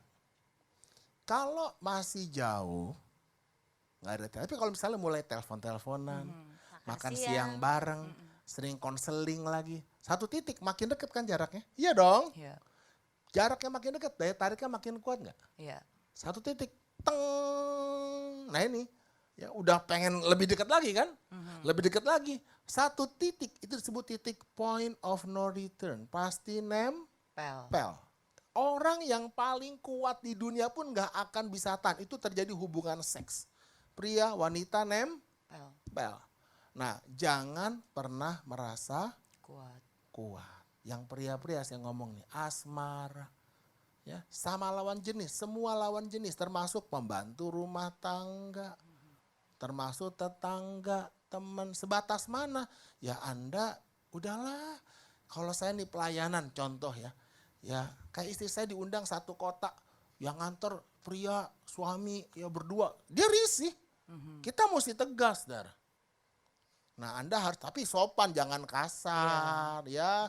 Jangan menyinggung perasaan dia, jangan geeran juga ya. Elegan lah ya, menghindar. Kalau saya misalnya ada foto pengen berdua nempel-nempel, ya saya jaga jarak. Iya. Nggak Jangan apa-apa, malah ya, jangan malah jangan wah. semakin Karena apa? Saya pria normal. Saya bisa nggak jatuh cinta lagi dengan Bisa. wanita lain? Bisa kalau saya nggak jaga. Istri saya bisa nggak jatuh cinta sama pria lain? Tanya dia lah. amit-amit. Itu sih dari saya lah, saya. Tapi poinnya memang kita sebagai istri tuh punya radar ya. Jadi waktu saya misalkan contoh suami saya nganterin anak remaja itu kan memang broken home ya, kita memang menganggap anak. Tapi waktu kita kan sebagai istri kan, kita kan hubungan kita kan juga dengan Tuhan tuh kan melibatkan Iya. Tuhan ya kan. Kita juga doa pagi ada mesbah keluarga. Jadi memang kalau kita bawa sertakan Tuhan dalam pernikahan kita ya Tuhan bicara udah itu suamimu jangan diantar jemput oleh anak, jangan antar lagi anak itu. Saya bukan berdasarkan ego saya, memang bukan karena juga saya faktor mau menguasai atau mengontrol dia, dasarnya bukan, memang karena ada radar. Kudus. Istri itu radar, punya kepekaan yang kadang suami itu membabi buta, menjalan terus, taunya memang benar ada masalah. Ternyata benar loh waktu suami saya dengan, oh iya gitu ya sayang, oke saya jaga, saya nggak akan antar lagi gitu ya. Nah kejadiannya 6 bulan apa, 6 bulan kemudian wanita ini, anak ini waktu itu baru kelas 1 SMP yang ya, hamil loh. Berarti kan ada kecenderungan apa, kalau misalkan suami saya Kasih hati. taruhlah anggap dia tuh anak lah, tapi kan tetap bukan anak Bapak Ibu, bener nggak? Ya makanya nggak ada istilah kalau saya sih ya, dalam batasan tadi dikatakan, janganlah kita terlalu apa cipiku, ketemu orang pluk. Emang semuanya awalnya biasa ya, tapi kadang error loh bisa datang tuh, iblis tuh bisa Iya.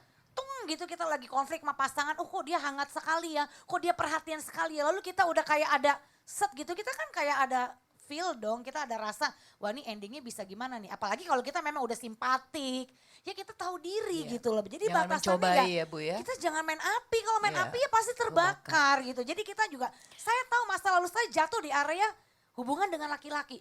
Ya saya sadar diri. Membatasi Jangan saya diri anggap ya. saya udah bisa sekarang. Makanya kalau sampai kayak tadi suami saya bilang keluar kota yang jemput ya pendetanya, istrinya nggak dampingin. Saya ya dijemput di hotel sama pendetanya. Maka nanti setelah ibadah saya udah nggak mau lagi diundang. Kenapa? Ya karena value-nya memang saya nggak bisa seperti Iya. itu gitu. Jadi kan kita tahu diri lah. Kita Batasan- sendiri yang perlu ya, batasi kalau ya, saya Bu, sih ya. gampang ya. Ukurannya gampang. Saya selalu tanya, Tuhan kalau saya melakukan ini nih, saya menyenangkan hati Tuhan nggak? Memuliakan Tuhan nggak? Kalau hati saya sendiri aja udah nggak damai, terus saya paksakan kan nggak mungkin Iya. dong. Berarti saya juga harus tahu batasannya. Perlu nggak sih Pak, Bu, ada kesepakatan gitu di antara suami istri apa yang do and don'ts gitu loh? Sangat perlu ya, kayak kita sepakat Iya, gitu ya. jadi gini loh, semua perselingkuhan itu dimulai dari sebuah percakapan. Emang manusia jatuh dalam dosa langsung jatuh? Kan enggak. Dari sebuah percakapan. Makanya cinta bersemi lewat percakapan. Yang pertama kali hilang dalam pernikahan adalah tidak adanya percakapan yang hangat dengan suami istri. Tapi apa yang lain hangat. Nah itu masalah, itu indikator awalnya saudara. Kalau Anda sudah tidak enak ngomong, ya dulu ya kok baunya panas gitu. Itu udah gak sehat pernikahan Anda. Itu awal mula terjadinya masalah dalam pernikahan. Tidak ada lagi Komitmen percakapan. penting Jadi sekali. penting ya ada kesepakatan Kesepakatan. dan itu emang harus dikomitmenkan, Iya. dilakukan ya kan, jangan cuma sebelah pihak Ya. begitu ya Pak Ibu ya. Nah terus, nah sekarang mungkin ya Pak nggak sampai percakapan gitu, tapi ada seorang suami atau istri, jarang istri, mungkin suami ya, yang sering gitu nyimpen foto-foto wanita cantik gitu di galerinya, di galeri fotonya di HP-nya. Itu wajar nggak Pak? Boleh nggak? Ya, Sebagai sekarang- istri ya. cemburu boleh nggak? Ya sekarang saya mau tanya dulu, Anda mengasihi istri Anda enggak? Kalau Anda iya, ya sekarang istri Anda simpan wanita pria lain. Jawab sendiri kan, rela enggak? Ya kan? Apa kalau Alkitab bilang gini, apa yang kamu ingin orang lain perbuat, kamu ingin orang lain perbuat, perbuatlah demikian. Ya artinya gini loh, kalau saya melakukan sesuatu pasangan saya nggak suka terus buat apa? Iya. Ya apalagi itu menyangkut foto, itu kan sensitif ya. Foto istri kagak dipasang di ya di medsos. Istrinya cewek-cewek cantik semua foto. Nanti yang disodorin ya kadang-kadang kecemburuan bisa terjadi waktu buka tahu-tahu udah yang di shoot itu mungkin dia habis lihat foto seseorang dia nggak balikin lagi atau apa kan kadang-kadang sekarang gini loh. Jadi kalau menurut saya sih kita jangan apa ya, jangan menimbulkan benih-benih yang bisa membuat pasangan kita tuh berasumsi negatif, setuju. curiga. Buat apa gunanya apa kalau kita ini istilahnya jadi nggak menyatu, nggak melebur, yang rugi kan kita, anak kita. Dan itulah senjata iblis mau menghancurkan kita. Jadi kalau menurut saya kenapa kita mesti lakukan hal-hal yang bisa merugikan pernikahan kita, keluarga kita. Ini bisa hancur loh gara-gara hal kecil. Lah pernikahan itu saya tuh konflik sama suami saya bukan karena masalah perselingkuhan atau hal-hal di mana suami saya yang tadi saya sebutkan. Ini aja yang saya alamin ya, saya cuma sederhana. Kalau Bapak Ibu mau tahu awal mula saya tuh udah pasrah dan kayaknya pengen mengakhiri pernikahan tuh sederhana, bukan karena hal yang besar. Cuman karena satu kali nih ya suami saya ngomong sama saya gini, sayang rasanya saya udah susah deh kalau berdoa berdua kamu. Dek, saya kaget. Padahal dia maksudnya terbuka loh, suami saya kan harus terbuka kan. Maksud dia bukannya dia gak mau berdoa berdua saya, cuma dia tuh kepengen gini loh, kamu tuh kalau berdoa ya jangan terlalu berisik kata dia gitu. Saya ini bangun tidur contoh ya, bangun tidur kan penyembahan. Oh terima kasih Tuhan, puji Tuhan, aura basyanda langsung perang gitu kan. Saya emang gayanya tuh ya memang semangat, kalau suami saya haleluya Tuhan, bertapa. Saya doa sama dia begini kan ngantuk. Dia doa sama saya juga katanya gak nyambung, saya berisik. Itu aja udah melukai saya Bapak Ibu. Ya tapi karena saya waktu itu belum dewasa, saya pendem, nah itu akarnya jadi kemana-mana. Ya itu hal-hal yang bukan menyangkut foto orang loh ya, menyangkut hal-hal yang Rohani padahal Bu ya, tentang rohani. doa loh. Justru itu tapi memicu saya, gue gak minta intan berlian permata rumah mewah loh. Gue cuma minta di pernikahan ada doa bersama, lu gak bisa doa sama gue, lu belum tahu siapa gue. Nah itu ego mulai. Lu gak tahu siapa gue, nah di situ saya pendam kemarahan, nah itu akarnya, itu kemana-mana dampaknya. Ya. Oke. Nah jadi menurut Bapak Ibu boleh nggak sih, tadi kan Bapak bilang ya pernikahan sekian tahun mulai deh pasang password di telepon. Nah sebagai suami atau istri, biasanya ini istri sih suka kepo kan, pengen tahu HP suami, boleh nggak tuh Pak kayak gitu Pak? Ya boleh banget Pak. Wah, Justru suami pembenaran dong istri-istri. harus tahu pas. Saya misalkan pakai fingerprint. Bukan tahu passwordnya Pak, tapi maksud kepo terhadap, Iya. terhadap HP suami. Gini loh, kan kasih kan harus terbuka kan. Kalau musim panas, Anda lihat musim panas, Anda ke Bali lihat suami istri gimana, pakai bikini kan terbuka semua. Di Taman Eden tuh telanjang, nggak pakai password. Ada hawa tuh nggak ada yang ditutupi gitu. Apa yang mau ditutupi? Ya istri saya anytime mau buka, mau kepo, mau cari apa sih? Mau isinya cuma catatan khotbah semua. Berarti harusnya nggak perlu pakai password ya Pak ya Justru antara suami itu istri kan, ya. itu pertanyaannya. Tapi kalaupun sekarang kan katanya kalau kegeletak atau ketinggalan di situ Takut banyak diambil password. orang. Iya. Tapi Alasannya pasangannya ya. tahu lah. Iya. Kalau untuk Pasangannya alasannya Passwordnya harus tahu ya harus Pak, tahu, ya. harus terbuka. Anak saya juga tahu kok password HP Ya. saya. Cuman artinya gini, kalau pertanyaan itu boleh atau enggak, ternyata kalau di situ dasarnya itu bukan lagi apa ya, bukan lagi kasih kepercayaan Iya. gitu, tapi dasarnya itu Karena nggak percaya justru Bu benihnya ya. tuh udah nggak bener kalau Iya. boleh nggak sih? Karena kita nih membangun sesuatu hal yang bukan hanya sekedar gini loh Bapak Ibu, boleh nggak sih, dosa nggak sih, boleh atau enggak, dosa atau enggak. Itu pertanyaan yang benar-benar membuat kita nanti bisa terjebak loh Bapak Ibu. Akhirnya kita jadinya boleh nggak boleh, salah nggak ya, dosa nggak ya? Loh kita nih fondasinya apa jadinya hidup kita ini? Ya artinya itu bisa jadi rancu gitu. Jangan jadi benih-benihnya tuh benih-benih kecurigaan, saling tidak percaya. Loh saya tuh juga buat apa mau lihat-lihat ini semua suami saya juga. Paling juga yang bisa nggak WA ke aku juga nggak ada kepentingan ya karena trust ya kita udah menyatu, kita udah melebur ya. Juga kita juga yakin gitu pasangan kita mengasihi kita ikat di dalam doa. Jadi saya juga nggak ada curiga sama dia, Iya. dia juga nggak ada curiga sama saya. Iya. Jadi sebenarnya Dasarnya harus ada dasarnya itu percaya apa dulu ya. gitu. Kalau masalahnya boleh nggak sih nanti akhirnya terjebak ke hal-hal yang akhirnya kita harus kontrol dia lagi, kita harus kuasai dia Iya. lagi. Nah itu kan nggak bagus. Iya betul. Jadi kalau ada kepercayaan di antara Iya. hubungan suami istri sih saya rasa tidak perlu lagi kita kepo ya sama saya HP suami ya nggak sih? Karena pasti kita percaya suami Iya. kita nggak akan melakukan hal-hal yang menyakiti hati Tuhan. Tuhan lah terlebih dahulu ya. Apalagi zaman sekarang lah kita nggak usah ngeliat-ngeliat, dia juga tahu semua siapa yang inbox saya apa semua kan gitu bisa. Lah Bapak Ibu lebih pinter mungkin ya. Ya makanya sekarang istri atau suami atau pasangan kita buat apa yang enggak dia bisa cepet tahu kok, sekarang bisa dibuka semua kok yang rahasia-rahasia itu kita nggak usah. Ya artinya kita juga tapi kan kembali Ya. lagi dasarnya bukan karena kita mau curiga Iya, atau betul. apa gitu loh. Nah ini ada pertanyaan satu lagi Bu. Ini kasihan soalnya tadi kan mengenai suami istri, sekarang ada yang jomblo mau nanya ya. Nah jomblo ini si jomblo ini bertanya bagaimana kalau saya punya mantan kekasih yang berteman akrab dengan cowok lain padahal dia masih sayang sama saya. Loh udah mantan kekasih tapi gimana sih, ini pertanyaan saya jadi bingung. Mantan kekasih saya berteman akrab dengan cowok lain padahal dia masih sayang sama saya. Tapi dia memutuskan hubungan dengan alasan ingin menyelesaikan studi. Apakah saya masih bisa melanjutkan hubungan yang ngambang ini karena saya masih sayang sama dia? Nih cowoknya galau kayaknya nih Bu ya. Jadi udah diputusin tapi kayaknya dia yang masih sayang. Padahal kayaknya diputusinnya dengan alasan yang dibuat-buat lah istilahnya kayak gitu. Masih boleh nggak berharap gitu sama mantan ini gitu. Ya. Kayak nggak ada yang lain ya Pak. Cowok-cowok banyak loh, dia yang jomblo di sini banyak kayaknya. Ya saya ngerti kan perasaan itu kan apa ya, mungkin karena kita nggak ngalami ya. Tapi saya ngerti lah ya. Kalau boleh endaknya ya boleh-boleh aja. Ya tapi untuk apa tujuannya ya. Apakah nggak ada wanita yang lain? Jangan pasang kacamata kuda. Dunia ini luas, tidak selebar daun. Kelor. Bukan daun kolor, bukan. Daun kelor. Coba buka wawasan ya, bergaul. Jadi jangan membatasi gitu rencana Tuhan dalam hidup Anda. Ya, jadi belajar aja lah. Jadi gini, Move on ya, Pak. Adam itu diberi Hawa ketika dia sedang apa? Tidur. Tidur, relax. Bukan sedang baca Facebook atau sosial media nyari-nyari, enggak, relax. Anda mau dipimpin Tuhan? Orang yang mendua hati, jangan harap ia menerima sesuatu dari Tuhan. Anda harus belajar tenang.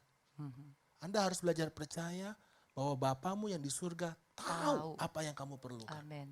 Tetapi carilah dahulu, Kerajaan. udah fokus sama Tuhan lah, jangan sama si dia gitu. Apalagi si dianya udah cuek ya Pak. Ya, jadi jangan dia jadi berhala dalam hidup Anda. Ya. Jadi coba belajar ya, tenang, percaya, pokok fokusnya gini, layani Tuhan. Sandy ini nggak pernah berpikir bahwa dia akan menikah. Ya kamu ceritalah sayang dulu masa single kamu gimana. Ya karena kan saya sudah jatuh bangun ya dengan banyak pria, jadi saya pikir ya kalau saya sampai bertobat Sebelum bertobat, aja, sebelum ya, bertobat. bertobat, ya. Jadi saya pikir waktu udah bertobat ya, saya udah bisa bertobat aja, saya tuh udah bersyukur banget gitu. Jadi saya pikir Tuhan kalau memang hidup saya hanya untuk Tuhan, saya tidak menikah, Tuhan pasti kasih saya kemampuan. Tapi Tuhan ngomong enggak, kamu pasti menikah. Aku sudah siapkan yang terbaik gitu. Jadi fokus saya waktu saya pulih gitu, nah ini dia. Yang belum menikah harus mengerti, urutan dalam pernikahan itu jelas di kitab Kejadian. Yang pertama, kita harus segambar dulu dengan Tuhan. Makanya yang belum menikah, pastikan Anda mesti pulih tuh gambar diri Anda. Anda cari Tuhan sungguh-sungguh, kalau memang Anda apalagi nih ya backgroundnya sama kayak saya udah tahu masa lalu penuh kepahitan, banyak keterikatan dosa. Pastikan dulu Anda mesti menang di masa single Anda. Jangan pikirin pasangan dulu nih, kita dulu nih. Segambar gak dengan Allah, artinya kita pulih gak? Masa lalu kita beres gak? Kita sendiri sudah berdamai belum dengan diri kita? Nah saya tuh fokus 2 tahun di situ Bapak Ibu, sampai saya 2 puasa. Kalau dia 2 puasa bawa bangsa dan negara, bawa gereja, saya 2 puasa bawa diri. Artinya apa ini Tuhan, hatiku, gue banyak luka batin, saya tahu saya orangnya sakit jiwa, saya tuh banyak mengalami trauma. Saya tuh ngaku, saya cepat minta Tuhan tolong pulihkan saya gak mikirin siapa jodoh saya dulu Bapak Ibu. Nah yang pertama segambar, yang kedua baru diberkati. Nanti waktu kita sudah segambar dengan Tuhan, sedemikian Anda adanya Tuhan tuh siapkan jodoh yang sepadan, betul gak? Amin. Kalau Andanya jelek ya jodohnya jelek gitu loh. Artinya gini, waktu saya gak bertobat, saya tukang main cowok apa semua. Saya ketemu cowok-cowoknya yang benar atau yang jelek? Yang enggak benar. Yang nggak benar, yang aneh-aneh, yang jedorin pistol di sinilah. Ya kan, yang kejiwaan semua. Kenapa saya dapat cowok tuh yang sakit jiwa semua? Karena saya sakit jiwa. Iya. Nah tapi waktu saya mengikuti standar Tuhan, saya pulih, saya bisa mengampuni. Akhirnya apa? Saya dapat jodoh yang luar biasa kan, Terbaik. segambar dengan Allah. Baru saya masuknya diberkati, baru beranak cucu. Jangan dibolak-balik. Gitu. Jadi jangan ngebet dulu lah kalau soal pasangan hidup. Kita bukan berarti juga zaman sekarang kalau kita nggak bergaul juga hanya doa-doa juga nggak bisa. Kita juga harus masuk komunitas. Iya. Tetapi jangan ngebet gitu loh. Pokoknya kalau kita udah segambar dengan Tuhan, kita udah percaya, itulah jodoh kita tuh ya yang sepadan Tuhan beri yang dengan terbaik kita. ya, Bu, Tuhan ya. pasti Ini beri yang nanya cowok kayaknya ya. Kayaknya. Oke, nah Baper ini soalnya nih. saya belajar dari Miles Monroe ya di satu video khotbah dia. Ini bagus sekali. Jadi yang pertama itu manusia diciptakan serupa dan segambar dengan Allah. Jadi gambar Allah dalam diri Anda itu harus benar. Anda harus mencerminkan gambar Allah. Anda harus benar-benar. Lalu pria itu ditaruh di Taman Eden. Eden itu bicara tentang hadirat Tuhan. Sebelum Tuhan ciptakan ikan, Tuhan ciptakan air. Sebelum Tuhan ciptakan tanaman, Tuhan ciptakan daratan. Sebelum Tuhan ciptakan manusia, Tuhan ciptakan Eden. Eden. Eden itu hadirat Tuhan. Lalu Tuhan taruh pria itu di Taman Eden. Eden. Pria itu harus bisa hidup dalam atmosfer penyembahan. Dia tahu hadirat Tuhan, dia tahu masuk hadirat Tuhan. Baru Tuhan kasih kerjaan, betul enggak? Jadi mana yang Tuhan kasih? Kerjaan dulu atau jodoh dulu? Kerjaan. Disuruh usahakan, disuruh memelihara. Baru setelah itu Tuhan berkata apa? Tidak baik kalau manusia itu Seorang diri. seorang diri saja. Nah, tapi kalau ada seorang pria, dia tidak mencerminkan gambar Allah, dia tidak pernah tahu bagaimana menyembah, berdoa, dia nggak pernah tahu hadirat Tuhan, dan dia juga belum kerja, nggak bisa melihara diri. Tuhan berkata, lebih baik kamu seorang diri saja. Itu dia. Iya. Ya, semoga jadi berkat. Ya, luar biasa ya. Jawabannya luar biasa, kita beri kemuliaan buat Tuhan dulu. Nah, Bapak Ibu merasakan nggak berkat Tuhan lewat acara-acara seperti ini? Amin. Lain kali penuhi kursi-kursi dengan jiwa-jiwa yang perlu mendengar hal yang baik seperti ini. Amin. Oke. Nah, sekarang masih ada sisa waktu mungkin sedikit. Saya batasi mungkin 2 pertanyaan saja ya. Apakah masih ada yang belum puas dan mau bertanya secara live? Saya persilakan. Jangan malu-malu dong. Ada? Yes, silakan Bu. Tolong mic-nya mungkin dikasih. Saya kasih kesempatan 1 pertanyaan lagi sehabis Ibu ini ya. Tolong siap-siap. Ya silakan Bu. Shalom, saya Melda dari Bojong Indah. Saya baru Boleh berdiri Bu. Oke, saya baru 9 bulan menikah. Dan masa lalu saya tuh pahit banget sama seperti Ibu Sandy, makanya saya excited banget ke sini. Puji Tuhan. Cuman di sini saya masih ada ngeganjel karena semasa saya pernikahan, yang seperti Bapak bilang masa promosi kita sudah habis. Ya, jadi semuanya itu udah keluar tuh, masa gugur semuanya. Kayak gitu. Dan ini sih yang nggak sempat saya sampaikan ke suami saya, kebetulan dia juga hadir di sini. Jadi saya mau minta solusi bagaimana caranya kita untuk maksudnya saya sekeluarga untuk dia dapat menerima masa lalu saya dan melupakan masa lalu saya gitu. Sedangkan saya sudah pelan-pelan untuk melupakan Berdamai dan dengan berdamai dengan diri sendiri dan mencoba untuk lebih baik lagi gitu. Terima kasih. Mungkin ini untuk Langsung Pak suami saya ya. Doni yang jawab ya. Kenapa saya? Karena sebetulnya saya juga mau bertanya ke Bapak loh tadi. Saya cuma kelupaan aja. Saya mau bertanya bagaimana Bapak begitu punya hati yang luar biasa bisa menerima Ibu Sandy dengan masa lalunya. Walaupun Bu Sandy memang sudah berubah waktu ketemu Bapak. Tapi kan perlu hati yang luar biasa ya Pak ya. Yang untuk bisa menerima. Waktunya terbatas sih ya. Jadi gini, makanya sebelum menikah itu harus sembuh dulu. Jangan, ya ini seharusnya. Makanya kami tidak akan memberkati pasangan yang memang masih bawa luka. Baggage. Kamu belum siap masuk pernikahan. Luka sama luka ketemu digesek, sakitnya di mana? Di sana sini, oke. Nah, tapi kalau sudah masuk pernikahan, nah makanya kita harus belajar saling menyembuhkan. Nah, gimana? Kenapa saya bisa terima dulu? Yang dirubah Tuhan itu bukan yang di luar kita dulu, tapi cara pandang kita dulu. Ya, kenapa saya bisa terima Sandy? Itu butuh waktu 6 bulan. Sekali lagi, keputusan menghasilkan kekuatan. Jadi waktu Anda disakiti, apa keputusan Anda? Ya mengampuni.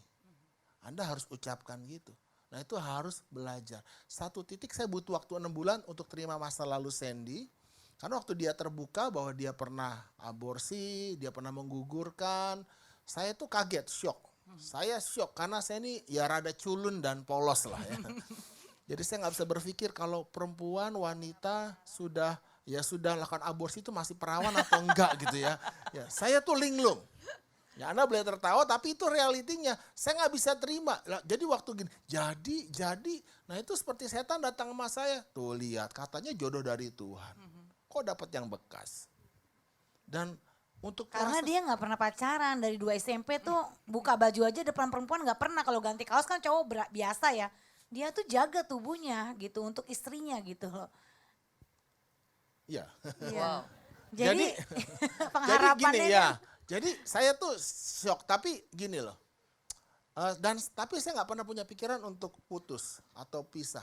Saya ngomong dia gini, masalahnya bukan di kamu, di saya. Kenapa?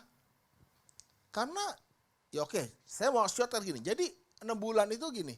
Saya kalau teringat ya, Anda nggak bisa melupakan peristiwa yang menyakitkan. Tapi kalau Anda sudah sembuh, Anda bisa lupa rasa sakitnya. Saya pernah jatuh dari Metro Mini, ini luka dijahit.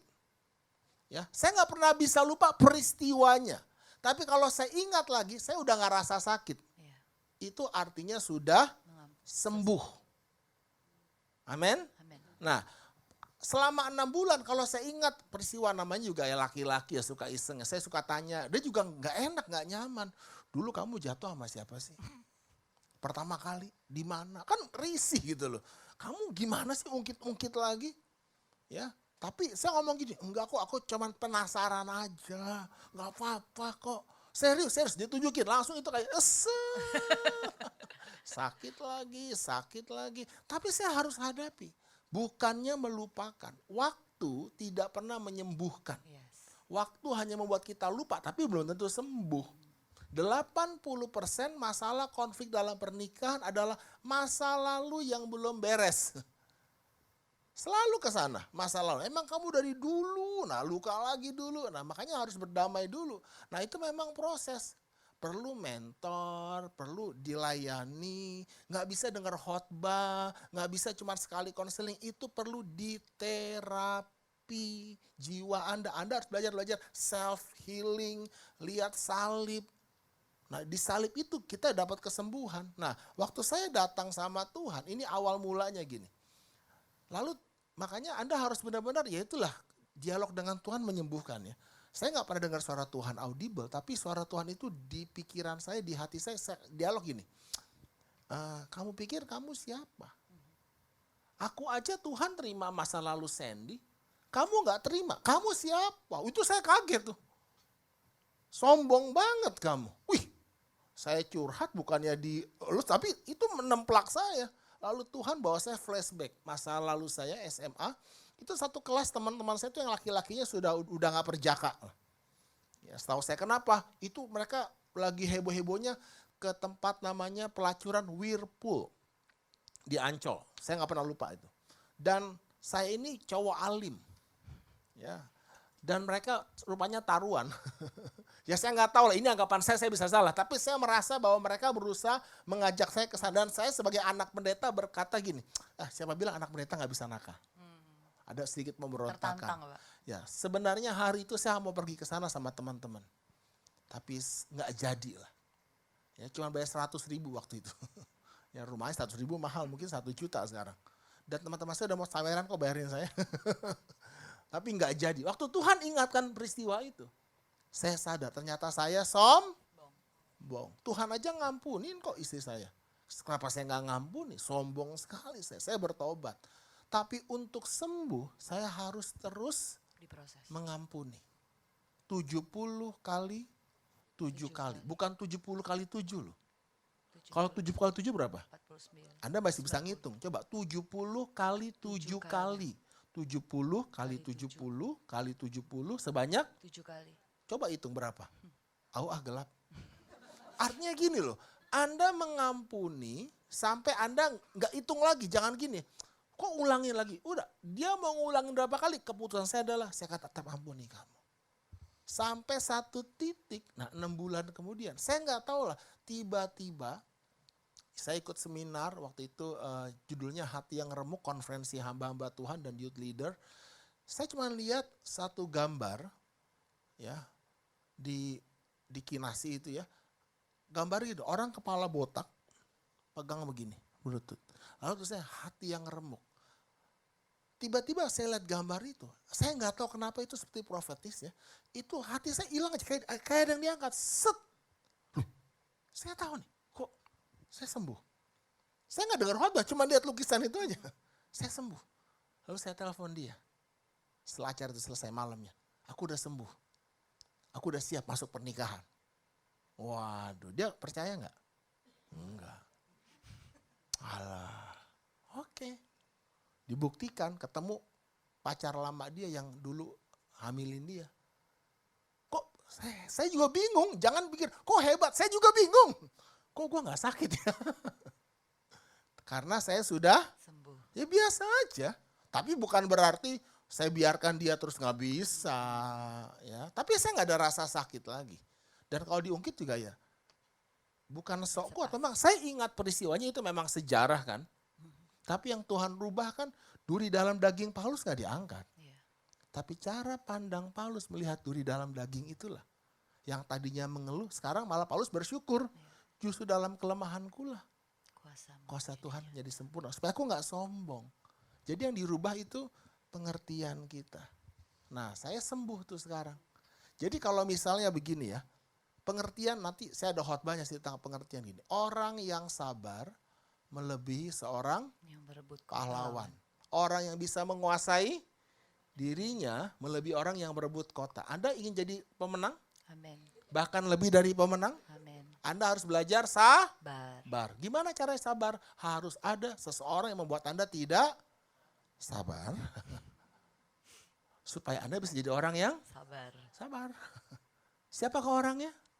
Paling dekat. Yang dekat kan? Nah makanya itu Anda mesti lihat, dia bukan sebagai masalah, dia sebagai alatnya Tuhan. Bagaimana mungkin Anda bisa belajar mengampuni kalau nggak ada yang nyakitin Anda?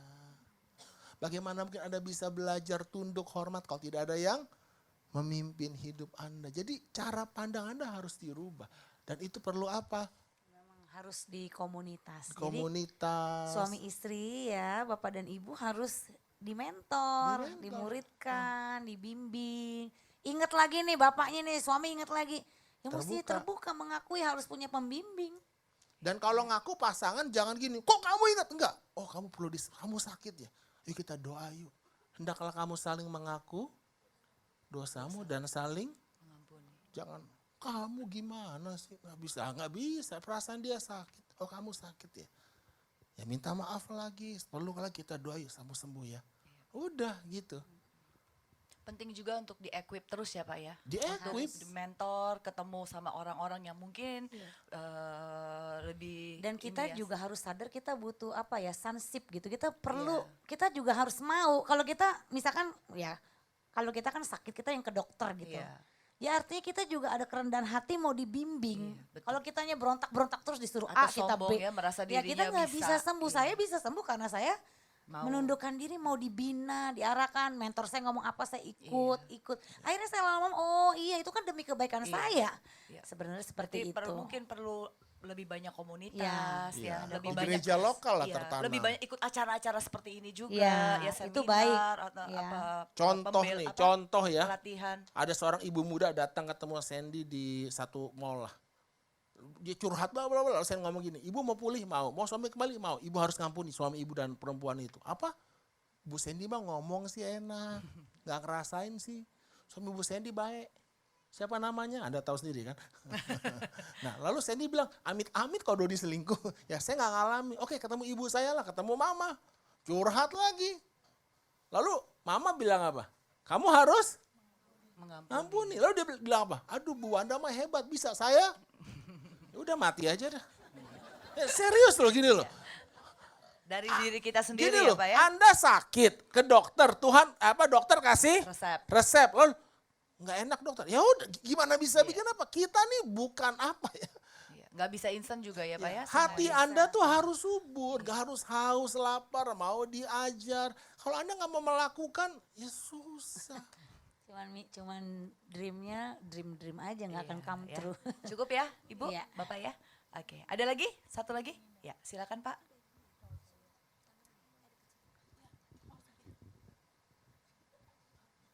Itu Pak, yang baju hitam.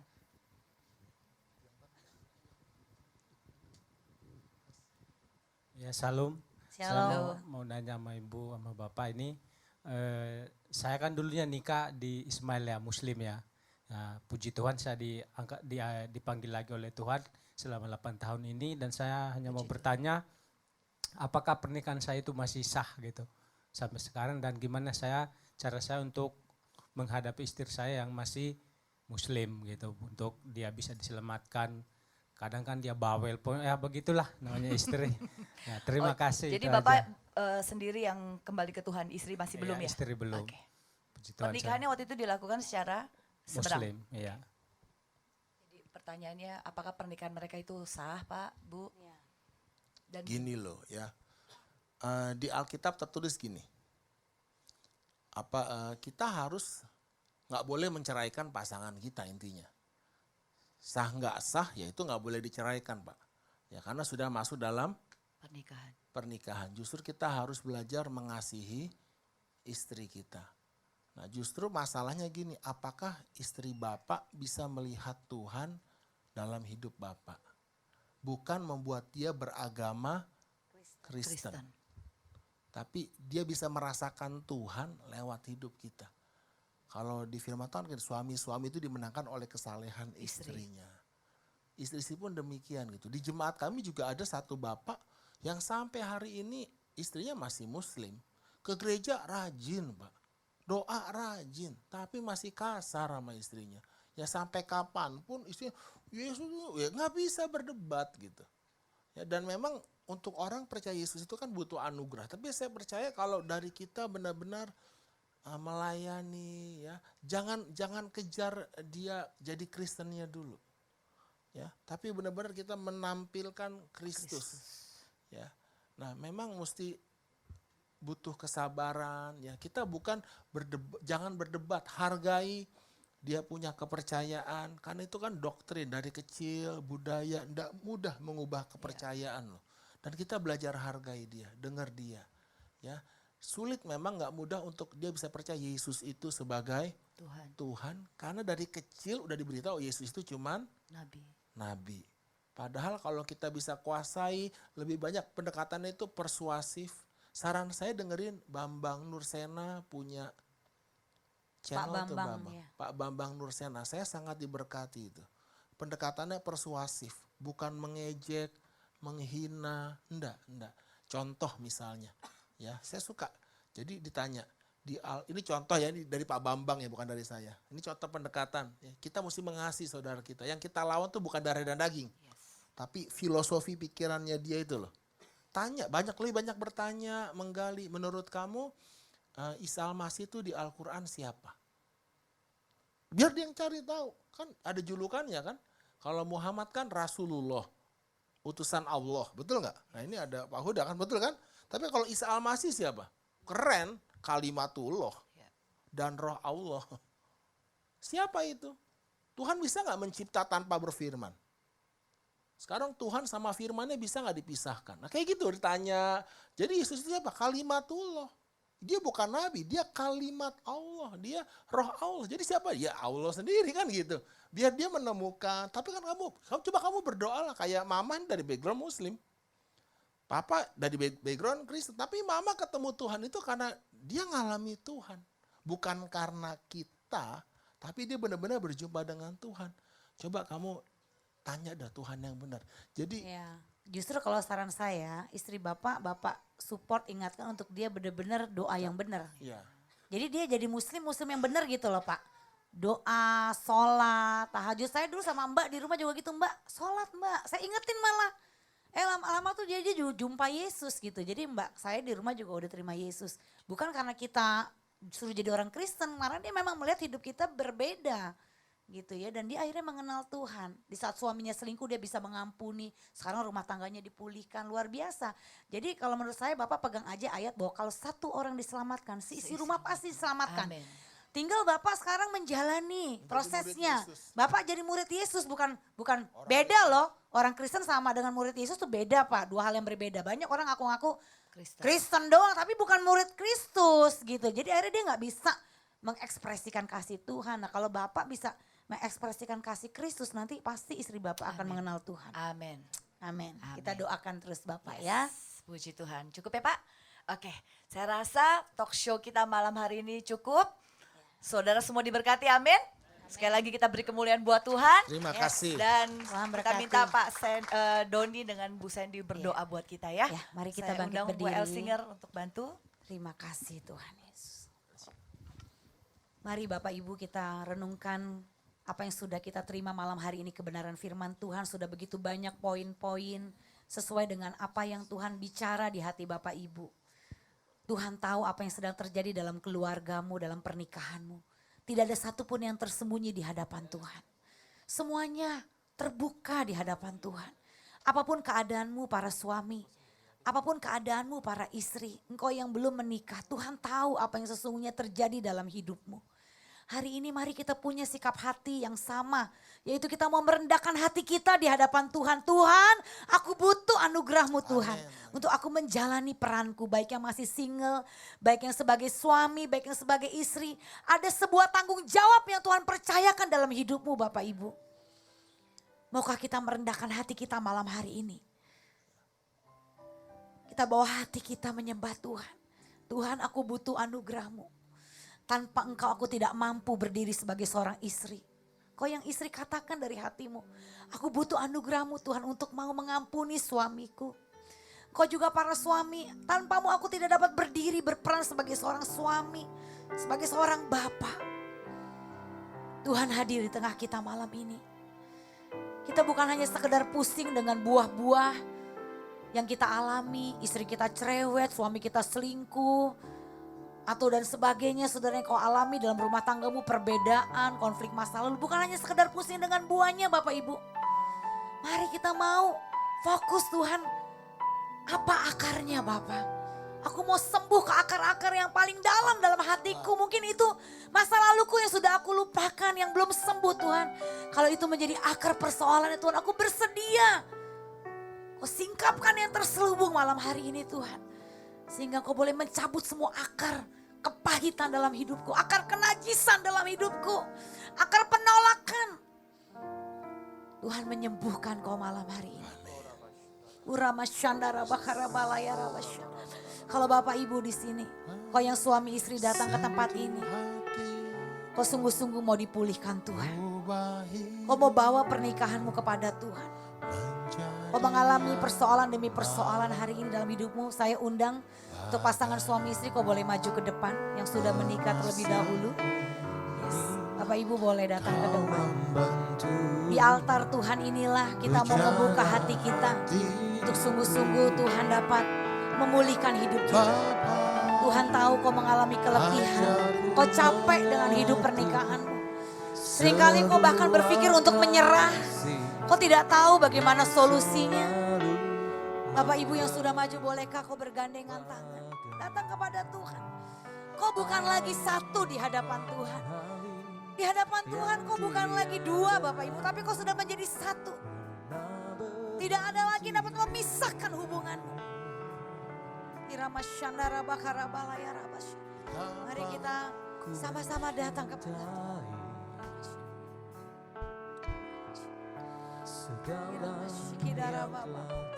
Sekarang suami istri saling berhadapan, tutup mata tapi pegangan tangan.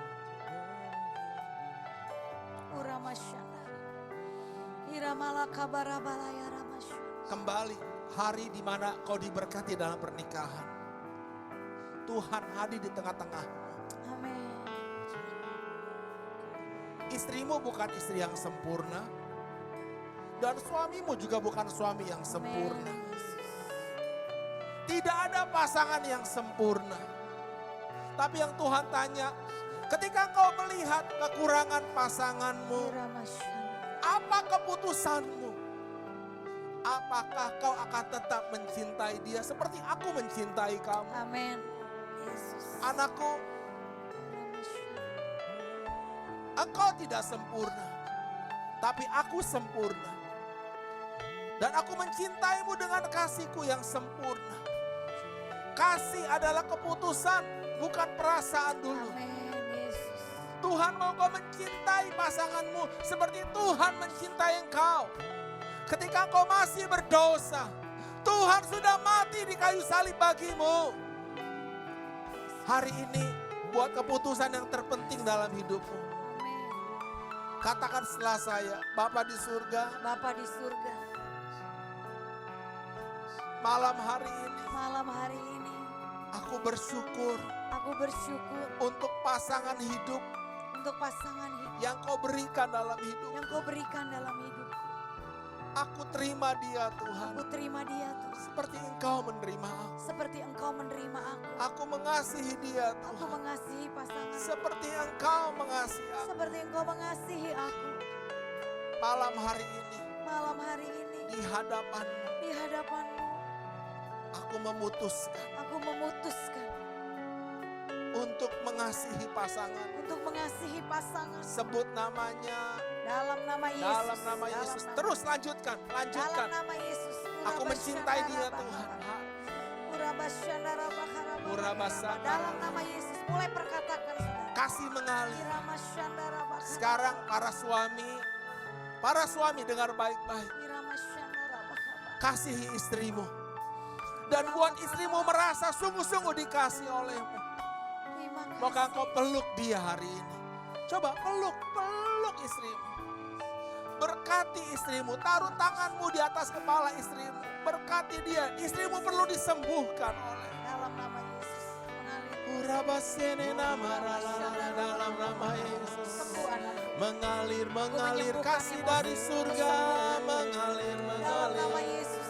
Uramalaya Rabasyana. Oh, mengalir kasih dari Bapa surgawi mengalir.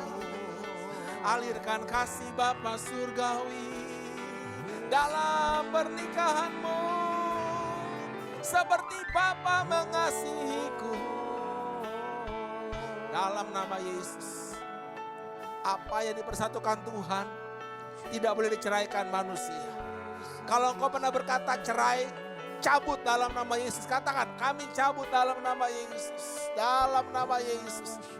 Anak-anakmu akan bahagia. Dengar baik-baik, ketika engkau menunjukkan kasihmu, kemesraan depan anak-anakmu. Tidak ada yang membuat anakmu lebih bahagia selain melihat mereka, engkau suami istri saling mencintai.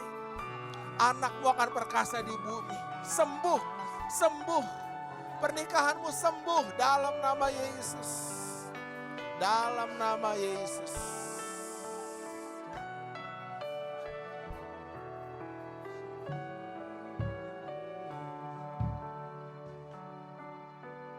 Kasih dari surga memenuhi tempat ini.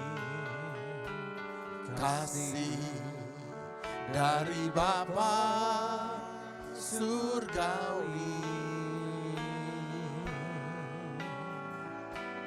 Kasih dari Yesus mengalir di hatiku, membuat damai di hidupku.